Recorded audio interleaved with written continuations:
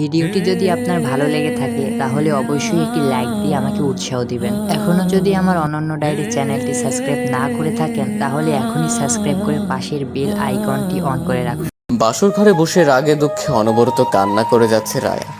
হাতের পাশে থাকা টিস্যু বক্সের থেকে টিস্যু নিয়ে ছিঁড়েই যাচ্ছে সে। নিজের বড় ভাই সমতুল্য চাচাতো ভাইকে বিয়ে করতে হবে, এটা সে কোনোদিন কল্পনাও করতে পারেনি। এক বাড়িতে ছোট থেকে বড় হয়ে ওঠা, এখন পাশাপাশি আলাদা বাসা, যার কাছে নিয়ম করে সন্ধ্যা হলে পড়তে বসা, তাকে কিনা বিয়ে করতে হলো। ইহানকে সে কোনোদিনই প্রিয় মানুষ হিসেবে কল্পনা করতে পারেনি। দরজা খুলে ইহানকে ভেতরে আসতে দেখে যেন রাগ মাথায় উঠে যায় রায়ার। গর্জে ওঠে সে, বিছানা থেকে তাড়াতাড়ি করে নেমে এসে ইহানের সামনে দাঁড়ায়। পাঞ্জাবির কলার ধরে কান্না করতে করতে ঝাঁকাতে থাকে। তুই কি করে পারলি আমার জীবনটা এইভাবে নষ্ট করে দিতে? আমি তোকে কোনোদিনও ক্ষমা করব না, তোকে আমি শেষ করে ফেলবো। কলার ছাড় রায়া, আমার গলায় লাগছে। আমার সাথে একদম বাড়াবাড়ি করবি না ইহান শেখ, এগুলো একদম বরদাস্ত করবে না। আর তুই আমার সাথে কোন সাহসে তুই করে কথা বলছিস? লাগু, মরে যা তুই। জানতি না তুই যে আমি শাওনকে ঠিক কতটা ভালোবাসি? তারপরও তুই কিভাবে আমার সাথে এতটা খারাপ করতে পারলি? আমি কি ক্ষতি করেছিলাম তোর? শাওন দুদিন ধরে এসেই তোকে পেয়ে যাবে, আমার সাথে তোর দূরত্ব তৈরি করবে। আর আমি তো এত সহজে হতে দেবো, তাই না?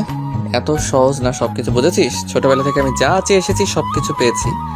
বাবা আমার হাতের মুঠো এনে দিয়েছে সবকিছু, আর তুই তো একটা সাধারণ মেয়ে। আমাকে চাইতে বলেছি গে তোকে? আমাকে না চাইলেই পারতি। তোর এত এত দামি জিনিস চাওয়া আর পাওয়ার মাঝে এই সস্তা সাধারণ মেয়েকে না চাইলেও তো পারতি। ইহান শেখ যা চায় সেটাই পায়, হোক সেটা আপোষে বা ঝামেলা করে, হোক সেটা দামি বা সাধারণ কিছু। রেহান, আমি তোকে খুন করে ফেলবো জাস্ট। কথাটা বলেই রায়া রুমের এপাশে ওপাশে কিছু খুঁজতে থাকে।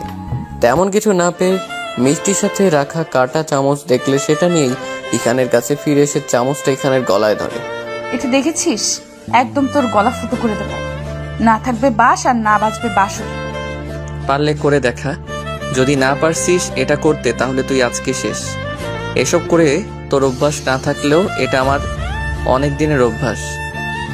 আর আমাকে তোর থেকে ভালো আর কে চেনে বল? তোকে নিজের খারাপ রূপটা দেখাইনি জন্য ভাবিস না কোনোদিন দেখাবো না। আমাকে ভয় দেখাচ্ছিস তুই?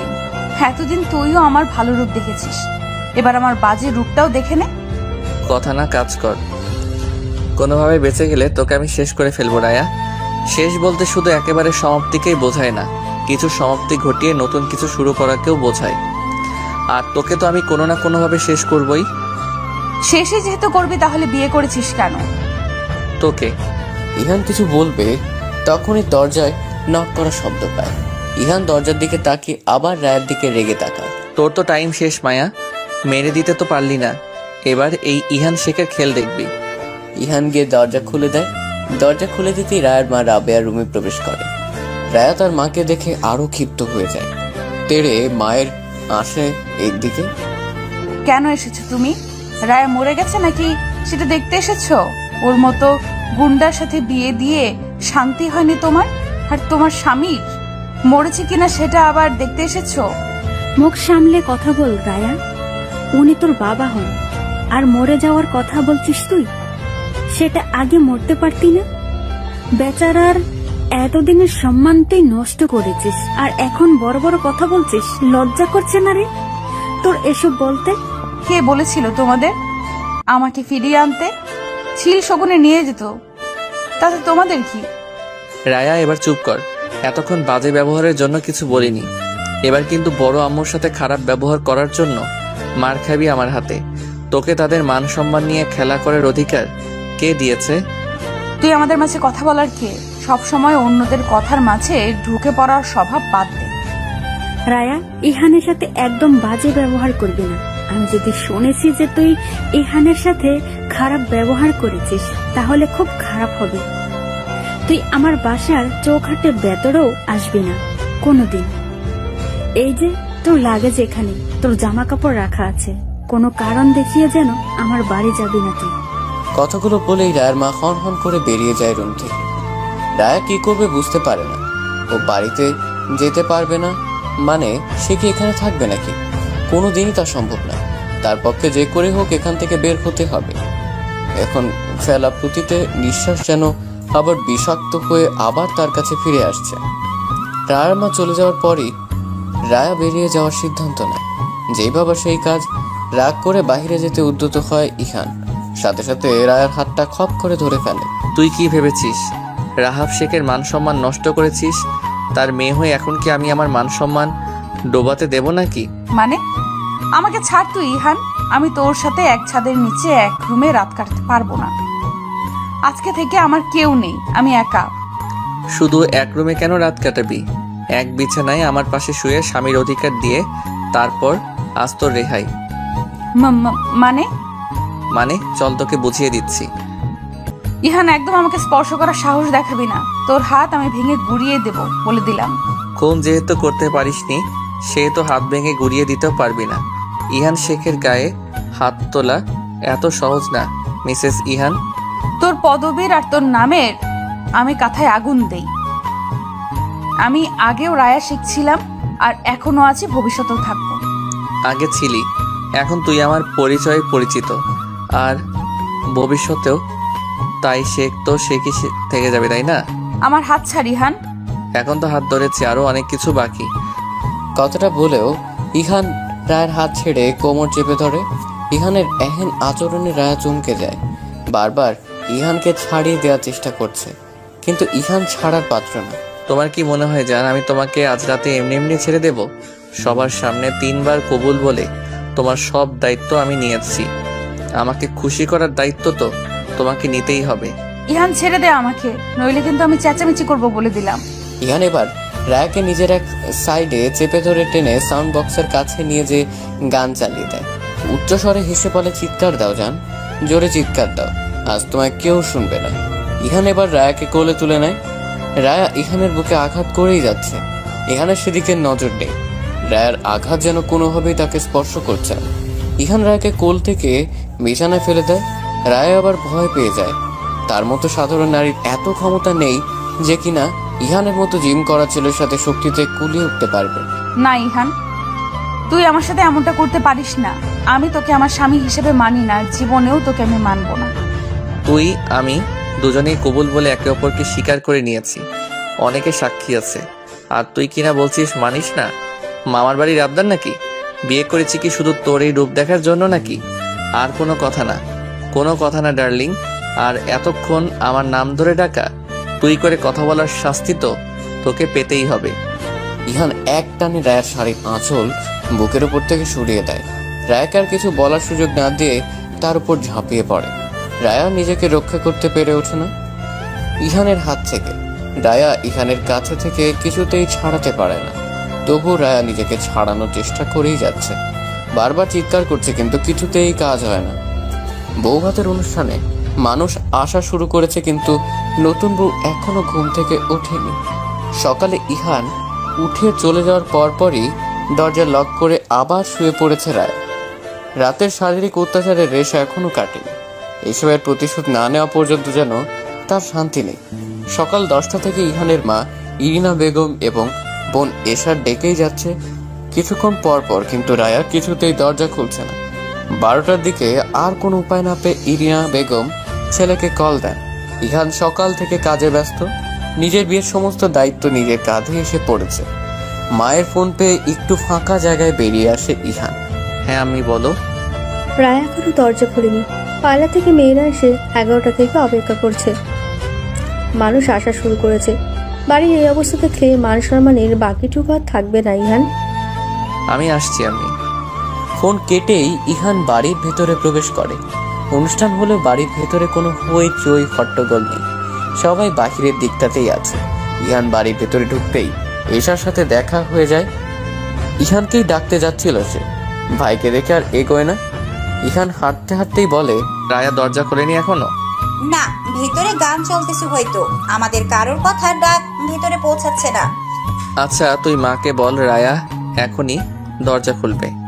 আধা ঘন্টার মধ্যেই যেন রুমে পার্লারে মেয়েদের পাঠিয়ে দেয়। এশা সম্মতিসূচক মাথা নাড়িয়ে চলে যায়। ইহান নিজের রুমের দরজার সামনে গিয়ে দেখে দরজা তখনও ভেতর থেকে আটকানো। পকেট থেকে চাবিটা বের করে দরজা আনলক করে ভেতরে প্রবেশ করে, সাথে সাথে আবার দরজা বন্ধ করে দেয় ইহান। রায়া খাটে হেলাত নিয়ে বসেছিল। ইহানকে দেখে রীতিমতো থতমতো খেয়ে যায় সে। রায়ের মুখের অবস্থা দেখে ইহান বাঁকা হেসে বলে, কি ভেবেছিলি সারাটা দিন সবাই বাইরে থেকে তোকে ডাকবে আর তুই এভাবেই বসে মজা দেখবি? বড় কথা, আমার সম্মান নষ্ট করবি? এটা আমি কি করে হতে দেই বলো তো জান? ইহান শেখের মান সম্মান তোর হাইটের ডাবল উঁচুতে আছে, লাফিয়ে লাফিয়েও ছুতে পারবি না। এখন জিদ না করে যা, ফ্রেশ হয়ে আয়, বউ সাজতে হবে তো আবার। আমি ফ্রেশও হব না, সাজবও না, এখান থেকে উঠবই না। শরীরে এনার্জি নেই, আদর লাগবে, আগে বলবি না? বলে ইহান খাটের দিকে এগিয়ে যায়।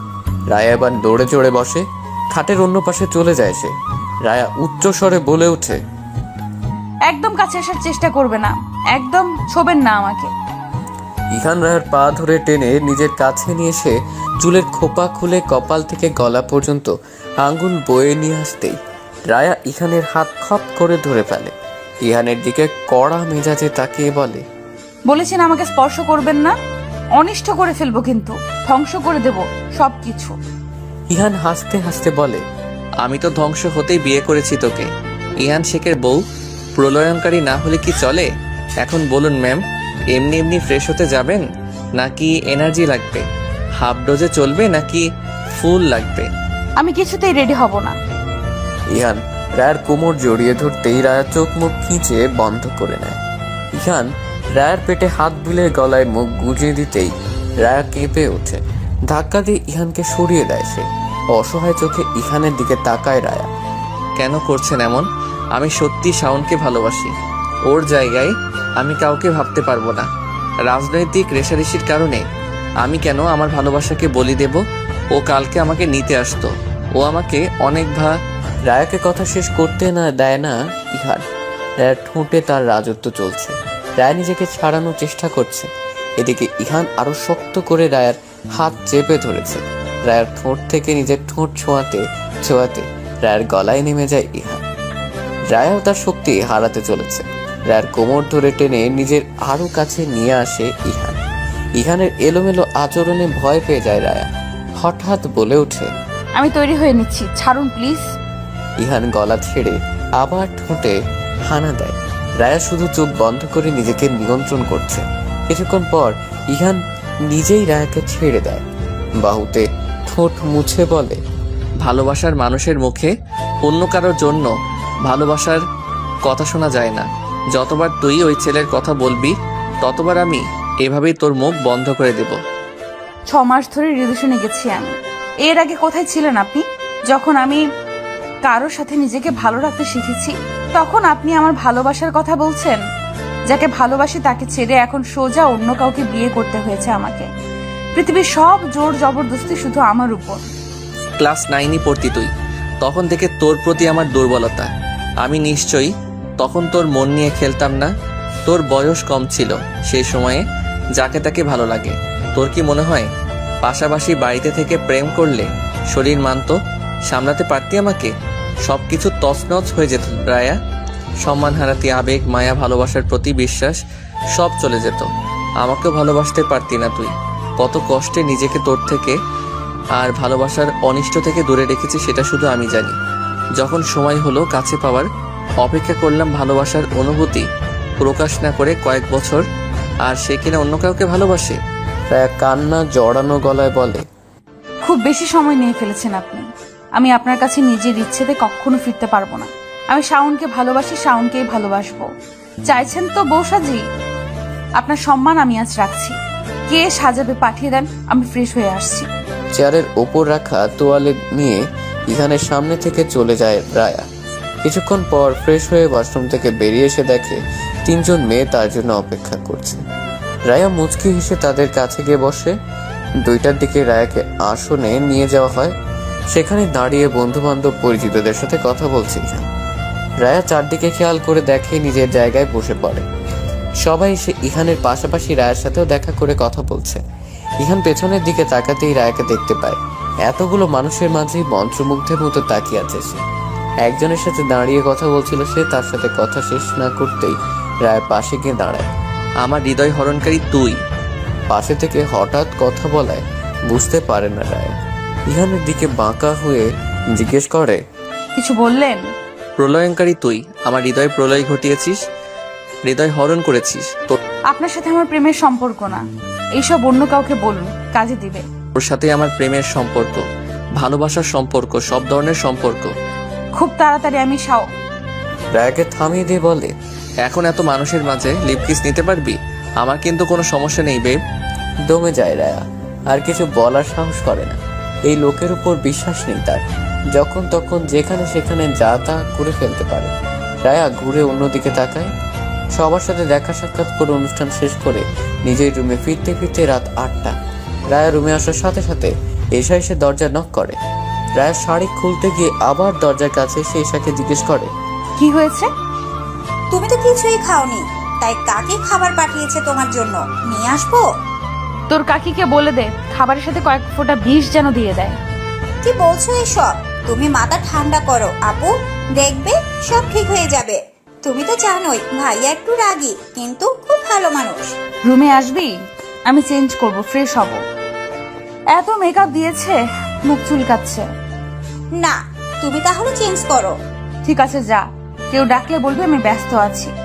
এসা সেখান থেকে চলে যেতেই রায়া দরজা আটকাবে এমন সময় ইহান এসে যায়। দরজা থেকে রায়ার হাত শক্ত করে ধরে ভেতরে নিয়ে যায় ইহান। হাত শক্ত করে ধরায় রায়া ব্যথায় চিৎকার দিয়ে ওঠে। রুমের মাঝে এসে হাত ছেড়ে দেয় ইহান। রায়া ইহানের দিকে এক পলক তাকাতেই খেয়াল করে ইহানের চোখ মুখ শক্ত করে আছে, নিশ্চয়ই কোনো বিষয় নিয়ে রেগে আছে।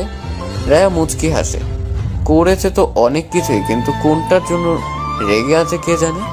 ইহান তাড়া পায়ে হেঁটে দরজাটা দ্রুম করে আটকে দেয়। ইহান এবার রায়ার সামনে এসে দাঁড়ায়, দাঁতে দাঁত চেপে বলে, আমি পুরুষ মানুষ নই? কাউকে কিছু বললে ভেবে বলতে পারিস না? পুরুষ হতে হলে দম থাকতে হয়, ওটা আমার অনেক বেশি আছে। আরো প্রমাণ চাই নাকি বিশ্বাস করতে? রায়া ইহানের দিক থেকে চোখ ফিরিয়ে নিয়ে বলল, আপনি এগুলো আমাকে কেন বলছেন? তুই তো মানুষের কাছে বলে বেড়াচ্ছিস, তোকে বলবো না তো কাকে বলবো? আমি মোটেও একদম কিছু কাউকে বলিনি। কি বলেছিস তাহলে? কিছুই বলিনি আমি। আমার ধৈর্যের পরীক্ষা নিস না রায়া, এত পরীক্ষা দিতে আমি অভ্যস্ত না। কিছুক্ষণ থেমে আবার বলে ওঠে, গত রাতের জন্য দুঃখিত। এরপর তোর ইচ্ছে বা অনুমতি ছাড়া আমি তোকে ছোবো না, নিশ্চিন্তে থাকতে পারিস এখন থেকে। ইহান কথাটা বলে রুম থেকে বের হয়ে যায়। ইহানের এমন ভুল বদলে বেশ অবাক হয় রায়া। ইহানের চলে যাওয়ার দিকে নিমিষ চেয়ে থাকে। খারাপ মানুষের ভালো রূপ মোটেও হজম হচ্ছে না তার। ইনা বেগম রুমে প্রবেশ করে দেখে রায়া দরজার দিকেই তাকিয়ে আছে। তিনি রায়ার সম্মুখে এসে জিজ্ঞেস করলেন, ইয়ান ওভাবে বেরিয়ে কেন গেল? কোনো কাজ পড়ে গেছে? জানি না, আমি কিচ্ছু বলিনি। আচ্ছা, ওখানে তো মনে হয় কিছু খাসনি। আমার তো আহার নিদ্রা সব গেছে বড় মা। ইনা বেগম নিম্নস্বরে বলেন, ভাগ্যে যা ছিল তাই হয়েছিল, এখন অতীত ভুলে যা। ইহানের সাথে যত তাড়াতাড়ি সব ঠিকঠাক করে নিবি ততই তোর জন্য ভালো হবে। আমার ছেলেকে তো চিনিস, ভীষণ জেদি আর একরোখা টাইপের। সবকিছু ভিডিওটি জলদি যদি ঠিক আপনার করে দে, ভালো লেগে থাকে আমি খাবার তাহলে পাঠিয়ে অবশ্যই দিচ্ছি, একটি লাইক খেয়ে দিয়ে শুয়ে আমাকে পড়বি। উৎসাহ দিবেন। ইনা এখনো বেগম যদি চলে আমার যাওয়ার অনন্য পরপরই ডায়েরি রায়া চ্যানেলটি দরজা সাবস্ক্রাইব আটকে না চেঞ্জ করে করে থাকেন, ফ্রেশ হয়ে তাহলে নেয়। এখনই হঠাৎ সাবস্ক্রাইব করে বাড়ির কথা পাশের মনে বেল হতে বুকের আইকনটি মধ্যে অন করে রাখুন। কিছু একটা খচ করে বিঁধে। অনুষ্ঠানে সবাই সবার সাথে কথা বললেও তার বাড়ির কেউ তার সাথে কথা বলেনি, এমনকি তার মাও না। মাকে সে একবার চোখের দেখাটাও দেখতে পারেনি। ওদিকে শাওনের কি অবস্থা সেটা ভেবে মন খারাপ হচ্ছে রায়া। শাওন কি তার কলের অপেক্ষা করছে? বিয়ের কথা তো সমস্ত গ্রাম জেনে গেছে। চেয়ারম্যান শামসুজ্জামানের মেয়ের বিয়ে বলে কথা, তাও আবার ইহান শেখের সাথে। শাওন তাকে ভুল বেজবে কিনা সেটা নিয়ে ভাবছে রায়া। রুমের মধ্যেই বাজারি করতে থাকে সে। ভীষণ অস্থির লাগছে তার। দরজায় নক করার শব্দ হতেই রায়া গিয়ে দরজা খুলে দেয়। ইহান খাবার নিয়ে দরজার উপাশে দাঁড়িয়ে আছে। রায়ের দিকে প্লেট এগিয়ে দিয়ে বলে, অনেক রাত হয়ে গেছে, খাবারকে ঘুমিয়ে পড়। আমি পাশের রুমে আছি, রাতে কোনো প্রয়োজন হলে ডাক দিলেই হবে। রায়া তাচ্ছিলের হাসি হেসে বলে, এত চেঞ্জ হঠাৎ এত ভালো মানুষই কেন? আপনি তো ভালো মানুষ নন। ঘরের কথা বাহিরে গেলে সেটা দৃষ্টিকটু দেখায়, আর সেটা যখন অন্য মানুষের সাথে ঘুরে ফিরে আবার ঘরের মানুষের কাছে আসে তখন সেটা আরো বাজে দেখায়। আপাতত চাইছি না আমাদের আর কোনো ঘটনা ঘটুক, তুই যা চাইবি তাই হবে। আমি তোর আশেপাশে আর থাকছি না, আমি যেটা বলি সেটাই করি। রায়ার মনে পড়ে অনুষ্ঠানে মাকে না দেখে এসার ফোন দিয়ে মাকে কল করেছিল। তার মা তার সাথে কথা বলতে চায়নি, তখন সে কান্না করে মাকে জানিয়েছিল ইহানের কথা। রায়া ভাবে ইহানকে কি তবে কেউ কিছু বলেছে? সে কাঁপা কাঁপা গলায় বলে, আমাকে ডিভোর্স দেওয়ার ব্যবস্থা করুন শাহ। ইহান খাবারের প্লেটটা পাশের ছোট টেবিলটায় রেখেই রায়ার ঠোঁট দখল করে নেয়। রায়া সাথে সাথে চোখ বন্ধ করে ফেলে। বারান্দা দিয়ে নিম নিম বাতাস আসছে, চুলগুলো যেন রায়ের মুখে এসে আছড়ে পড়ছে। রায়াকে চোখ বন্ধ করতে দেখে ইহান আরো ক্লোজ হতে শুরু করে। রায়ের অবস্থা ব্যক্তিক দেখে ইহানের থেকে নিজেকে ছাড়িয়ে নেয়। ঘটে যাওয়া ঘটনায় ভীষণ রকম অপ্রস্তুত সে। ইহান এত কিছু বলার পরও যে এটা করে বসবে সেটা ধারণা করতে পারেনি সে। রায়াকে চুপ থাকতে দেখে ইহান মুচকি হেসে বলে, তুই চাইলে আমরা আরো গভীর হতে পারতাম। ভেবেছিলাম তুইও আমাকে চাইছিস, জন্যই বারবার ওই গর্দভটার নাম মুখে আনছিস। ওর নাম উচ্চারণ না করে আমাকে আমার কথা রাখতে সহায়তা তুই করতেই পারিস রায়া। ভালোবাসি ওকে। ভালোবাসি তোকে খুব। আমার ভালোবাসার দৈর্ঘ্য, প্রস্থ, ব্যাস, ব্যাসার্ধ তুই কোনোদিন পরিমাপ করতে পারবি না, গভীরতা কল্পনাও করতে পারবি না। যেটা করবোই না সেটার প্রতি কোনোদিন ইচ্ছে পোষণ করা বিলাসিতা। ভালোবাসবি আমাকে?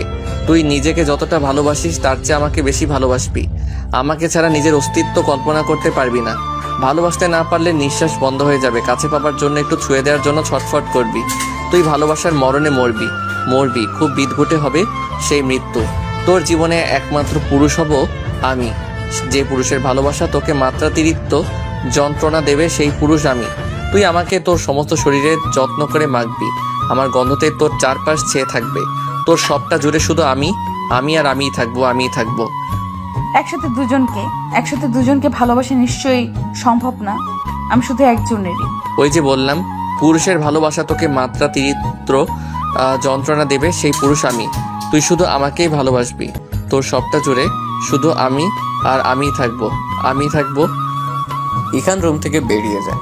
রায়া সেখানেই থ মেরে দাঁড়িয়ে ইহানের বলা কথাগুলো ভাবছে। কথাগুলো যেন তার কানে বারবার প্রতিধ্বনিত হচ্ছে। রায়ার ইহানের ব্যক্তিগত সময় ছাড়া কয়েকদিন কেটে গেছে। ইহান এক প্রকার রায়াকে এড়িয়ে চলার চেষ্টায় আছে। রায় রুমে থাকাকালীন ইহান ভুলে গেছে একবারে রুমে আসেনি। গোটা 4 দিন কেটে গেছে, রায়া নিজের বাড়িতেও যায়নি। বাবা মা ভাইও একবার খোঁজ খবর অবধি নেয়নি। অভিমানের পাহাড় যেন দিনকে দিন বেড়েই চলেছে। সঙ্গীহীনতায় কাটছে প্রতিটা প্রহর। শব্দহীন চাপা কান্না বুকে বেঁধে আছে। না পারছে কাউকে কিছু বলতে, আর না পারছে সইতে। প্রতিটা মুহূর্তে নিজেকে আবিষ্কার করছে বিধ্বস্ত রায়া হিসেবে। জীবনের সবকিছু কেমন খেই হারাতে বসেছে। খাটে হেলান দিয়ে অতীতের কথাগুলো ভাবছিল রায়া। এমন সময় দরজায় নক করার শব্দে সেদিকে তাকিয়ে দেখে এশা দাঁড়িয়ে আছে। রায়া ইশারায় তাকে ভেতরে আসতে বলে। এশা এসে রায়ার সামনে আরাম করে বসে। আমি কিছু টাকা দিয়েছে, শাড়ি পরে থাকতে নিশ্চয়ই তোমার অসুবিধা হচ্ছে, তাই আমি বলল তোমাকে নিয়ে বাইরে যেতে, তোমার যা যা লাগবে কিনে নিতে পারবে। কখন যাবে বলো? রায়া সোজা হয়ে বসে। বাড়ি থেকে বের হওয়ার উপায় অন্তত পাওয়া গেছে ভেবে মনে মনে বেশ খুশিই হয় সে। দুজন কথাবার্তা বলে ঠিক করে সন্ধ্যায় বের হবে। কেনাকাটার সাথে সন্ধ্যার পরিবেশটাও বেশ এনজয় করা যাবে। এসা চলে গেলেই রায় সুন্দর একটা শাড়ি পছন্দ করে আলাদা করে রেখে দেয়। ঠিক করে আজই শাওনের সাথে দেখা করবে। রায় আর এসা রেডি হয়ে একসাথে রুম থেকে বের হতেই দেখে ইরিনা বেগম ইহানকে খেতে দিচ্ছেন। রায়ের মনে পড়ে দুপুরে খাওয়ার সময় ইহান খাবার টেবিলে ছিল না। দুজন গিয়ে ইরিনা বেগমের সামনাসামনি দাঁড়ায়। রায়া ইহানের দিকে তাকিয়ে ইরিনা বেগমকে উদ্দেশ্য করে বলে, বড় মা আসছি, তাহলে আমরা ফিরতে একটু দেরি হতে পারে। ইরিনা বেগম ইহানের প্লেটে বাড়তি ভাতটুকু দিয়ে বলেন, মেয়েদের সন্ধ্যার পর বাইরে থাকতে হয় না, বেশি দেরি করিস না। ইহান প্লেটে ভাত নাড়াচাড়া করতে করতেই বলে, যখন আসিস সমস্যা নেই, দুজন একটু সাবধানে চলাফেরা করিস। এই এলাকার কারো সাহস নেই তোদের ক্ষতি করার। গেড়ে রেখে দেব না ওখানেই। আর এসা, হ্যাঁ ভাইয়া। আমার ওয়ালেটে টাকা আছে, দুজন 2টা বোরকা কিনে নিয়ে আসবি। এরপরের বার থেকে দুজন বোরকা পরবি। আচ্ছা। দুজন বেরিয়ে যাওয়ার সাথে সাথে ইরিনা বেগম বলে ওঠেন, দুজনকে সাহস দিয়ে মাথায় তুলিস না। এইভাবে চলাফেরা করলে মেয়েরা খারাপ হয়ে যায়। আমি আমার মেয়েকে শাসনে রাখতে পারবো, কিন্তু রায়াকে কিছু বলতে গেলেই খারাপ শাশুড় হয়ে যাব। তার চেয়ে ভালো তুই এসব দেখ। চিন্তা কর না, আমি কিচ্ছু হবে না। আমি যতটুকু হতে দেব ততটুকুই কেউ কিছু করতে পারবে। শপিং শেষ করে রায়া আর এশার রেস্টুরেন্টে এসে বসেছে। খাবারও অর্ডার দেওয়া হয়ে গেছে। ওয়েটার এসে জানালো 10 থেকে 15 মিনিট লাগবে। রায়া হঠাৎ কিছু মনে পড়ার মতো করে বলে, এসা, আমি একটা জিনিস কিনে আনতে ভুলে গেছিলাম। দুজন একসাথে তো আর যেতে পারবো না এখন। পরে গেলেও তো অনেক দেরি হয়ে যাবে। তুই বরং এখানে বস, আমি 5-7 মিনিটের মধ্যেই চলে আসছি। তোর ফোনে এমবি আছে তো না? এমবি থাকলে তোর বসে থাকতে খারাপ লাগতো না। এসা ফোন টিপতে টিপতেই বলল, হ্যাঁ তুমি যাও, আমি এখানেই আছি। একটু তাড়াতাড়ি এসো, খেয়ে বাসায় ফিরতে হবে। আমি যাব, কিনে নিয়েই চলে আসব, বেশি সময় লাগবে না। এসা সম্মতিসূচক মাথা নাড়িয়ে আবার ফোনে ফোন দেয়। রায়া নিজের সাইড ব্যাগটা নিয়ে তাড়াতাড়ি করে বেরিয়ে যায়। সে জানে শাওন এই সময় কোথায় থাকে। যতদিন তার সাথে এই সময় রাতে কথা হয়েছে, ফোনে কথা বলার সময় জিজ্ঞেস করলে একই জায়গার নাম বলেছে সব সময়। রায়া তাড়াতাড়ি করে হেঁটে স্টলের সামনে গিয়ে দাঁড়ায়। ভেতরে কয়েকজন ছেলে দাঁড়িয়ে দাঁড়িয়ে ক্যারাম খেলছিল। রায় স্টলের ছোট ছেলেকে ডাক দিয়ে জিজ্ঞেস করে জানতে চায় শাওন এখানে আছে কিনা। সেটা ভেতরে একবার দেখে জানায় শাওন ভেতরেই আছে। রায় তার হাতে 100 টাকার নোট গুঁজে দিয়ে শাওনকে একবার ডেকে দিতে বলে। ছেলেটা ভেতরে চলে গেলে রায়া রাস্তার এক পাশে গিয়ে দাঁড়ায়। মিনিট খানেকের মধ্যে স্টলের ভেতর থেকে লম্বা চওড়া স্বাস্থ্যবান ছেলে এক প্রকার দৌড়ে এসে রায়কে জড়িয়ে ধরতে লাগলে রায়া তার বুকে হাত দিয়ে ঠেলে থামিয়ে দেয়। ছেলেটা সেখানেই দাঁড়িয়ে থাকে। রায়া স্পষ্টভাবে বলে ওঠে, শাওন। শাওন এলোমেলো ভাবে কিছু বলতে গিয়ে ব্যর্থ হয়। মলিন মুখে শুধায়, কেমন আছো রায়া? রায়া কিছু বলে না। নিমিষ তাকিয়ে দেখছে শাওনকে। কতগুলো দিন কেটে গেছে, দুজনের দেখা হয়নি, এমনকি মুঠোফোনের বাক্য বিনিময়ও হয়নি। রায়াকে চুপ থাকতে দেখে শাওন আবার বলে ওঠে, তুমি তোমার শাওনকে ছেড়ে কেমন আছো? তোমার শাওনকে একবারও মনে পড়েনি তোমার? তুমি জানো আমি তোমাকে মনে করে কত কান্না করেছি, কতবার তোমায় কল করেছি জানো তুমি? রায়া নিচু গলায় বলে, তুমি আমাকে সেদিন নিতে কেন আসনি শাওন? তুমি কিভাবে পারলে আমাকে ঠকাতে? তুমি জানো আমি স্টেশনে একলা একটা মেয়ে কিভাবে ছিলাম? বিয়ের আসর ছেড়ে পালিয়েছিলাম আমি শুধু তোমার কথা ভেবে, তোমার সাথে সংসার করব বলে। অথচ আজ আমাকে অন্য কারো সংসার সামলাতে হচ্ছে। এসব তো আমি চাইনি শাওন, তবে কেন আমার সাথেই ঘটলো এসব? আমি তোমাকে নিতে স্টেশনে গিয়েছিলাম রায়া। আমাকে না নিয়ে ফিরে গেছিলে? বুক কাঁপলো না তোমার? স্টেশনে গেটে পা রাখতেই দেখি মার কল। আব্বা অসুস্থ হয়ে গিয়েছিল, তোমাকে কিভাবে নিয়ে যেতাম বলো? আমি ভেবেছিলাম তুমি বাড়ি ফিরে গেলে বিয়েটা আর হবে না, কোনো না কোনো ভাবে বিয়েটা তুমি ভেঙে দেবে, বিশ্বাস ছিল এটাই। রায়ার চোখ ছলছল করছে। চোখের পলক ফেলতেই 2 ফোঁটা পানি গাল বেয়ে গড়িয়ে পড়ল। রায়ার নাক টেনে গাল মুছে বলল, বিয়ে আমি ভাঙতে পারিনি শাওন। তুমি একা এসেছো এখানে রায়া। আমি তোমাকে অন্য কারোর সাথে সহ্য করতে পারছি না। অন্য কেউ তোমার সাথে থাকছে ভাবলেই কান্না হয়। সে তোমাকে ছয়নি তো বলো, তুমি আমারই আছো তো বলো না? রায়া ফুপিয়ে কান্না করে দেয়। কান্না জড়ানো গলায় বলল, ছুঁয়েছে শাওন, ইহার আমাকে খুব বাজেভাবে ছুঁয়েছে। কিছুক্ষণ নীরব হয়ে দাঁড়িয়ে থাকে শাওন। রায়া কান্না করেই যাচ্ছে। শাওন কিছু একটা ভেবে চকিতে বলে ওঠে, রায়া তুমি আমার, সে তুমি যেরকমই হও। ইহান তোমাকে তোমার ইচ্ছের বিরুদ্ধে স্পর্শ করেছে। আমি তোমাকে এক্ষুনি এখান থেকে নিয়ে যাব, আর থাকতে হবে না তোমার ওখানে। তুমি আমার সাথে আমার মানুষ হয়ে থাকবে। প্রিয় মানুষদের মুখে এমন কথা শুনে আশার আলো দেখতে পায় রায়া। নিজের মনকে জিজ্ঞেস করে, পালিয়ে যাব শাওনের সাথে? বাবার যে সম্মানহানি হবে। পরেই মনকে বুঝায় তারা কেউ তো আর তার কথা শোনেনি, তাহলে সে কেন এত মানুষের কথা শুনবে? রাজি হয়ে যায় রায়া। প্রিয় মানুষের সাথে পালিয়ে যেতে সে প্রস্তুত। ঠিক করে এক্ষুনি পালাবে তারা, কারো কথা আর ভাববে না। রায়ের রাজি হওয়ায় শাওনও বেশ খুশি হয়। রায়ের দুবাহু ধরে বলে, তুমি এখানে দাঁড়াও, আমার বন্ধুকে ব্যবস্থা করতে বলি। কিসের ব্যবস্থা করতে বলবে? রায়ের কথা না শুনেই শাওন একটু দূরে এসে কাউকে কল লাগায়। দূরে জ্বলতে থাকা লাইটের আলোয় শাওনের মুখে শয়তানি হাসি স্পষ্ট বোঝা যাচ্ছে। উপাস থেকে কল রিসিভ করতেই শাওন বলে ওঠে, মামা কাম তো হয়ে গেছে। আমার শত্রুর মেয়ে বর্তমানে ইয়ান শেখের স্ত্রী নিজে পায়ে হেঁটে আমার কাছে চলে এসেছে। সেদিন সম্মান ডুবাইতে পারিনি তো কি হয়েছে, আজ তো হবে। রাহাত আর নাইককে ডাক দে, 4 জন মিলে আজ মাস্তি করব। রুমটা ঠিক কর, আইতাছি। কল রেখে রায়ের কাছে যাওয়ার উদ্দেশ্যে পেছন ফিরতেই রায়কে দেখে চমকে যায় শাওন। সাথে সাথে চোখ বড় বড় হয়ে যায় তার। রায়ের মুখে একসাথে ভয়, নিন্দা, তীব্র ঘৃণা পরিলক্ষিত হচ্ছে। শাওন শুকনো ঢোক গিলে বলে, রায়া তুমি এখানে? রায়া নিজেকে নিয়ন্ত্রণ করতে না পেরে রাগে একটা সশব্দের চড় লাগিয়ে দেয় শাওনকে। শাওন গালে হাত দিয়ে দাঁতে দাঁত ঠুকতে থাকে। হাত ধরে টেনে ফাঁকা জায়গায় নিয়ে যে বলে, তোর সাহস তো কম না, তুই আমাকে চর মারলি, এই শাওনকে চর মারলি, জীবনের ভয় নেই তোর? রায়া টান দিয়ে নিজের হাত ছাড়িয়ে নিয়ে বলে, ভালোবাসার নামে এই নোংরা খেলা খেলতে বুক কাঁপলো না তোর? তুই আমাকে রেপ করার চিন্তা করছিস? রাজনৈতিক শত্রুতার জন্য তুই আমার ইমোশন নিয়ে খেললি, আর তোর জন্য আমি কিনা রুমে বসে দম বন্ধ করে কান্না করছিলাম। শাওন সাথে সাথে পকেট থেকে রুমাল বের করে কোনোভাবে রায়ের মুখটা পেতে নেয়। এক হাত দিয়ে শক্ত করে রায়ের দুই হাত মুঠোবন্দি করে ধরে কোনো একজনকে কল দিয়ে তাড়াতাড়ি সেখানে আসতে পারে। রায় নিজেকে ছাড়ানোর চেষ্টা করছে, চোখ দিয়ে তার অনবরত বাড়ি ঝরছে। ভালোবাসার মানুষের এমন কুৎসিত বিকৃত রূপ দেখতে হবে এটা সে কখনো কল্পনাও করতে পারেনি।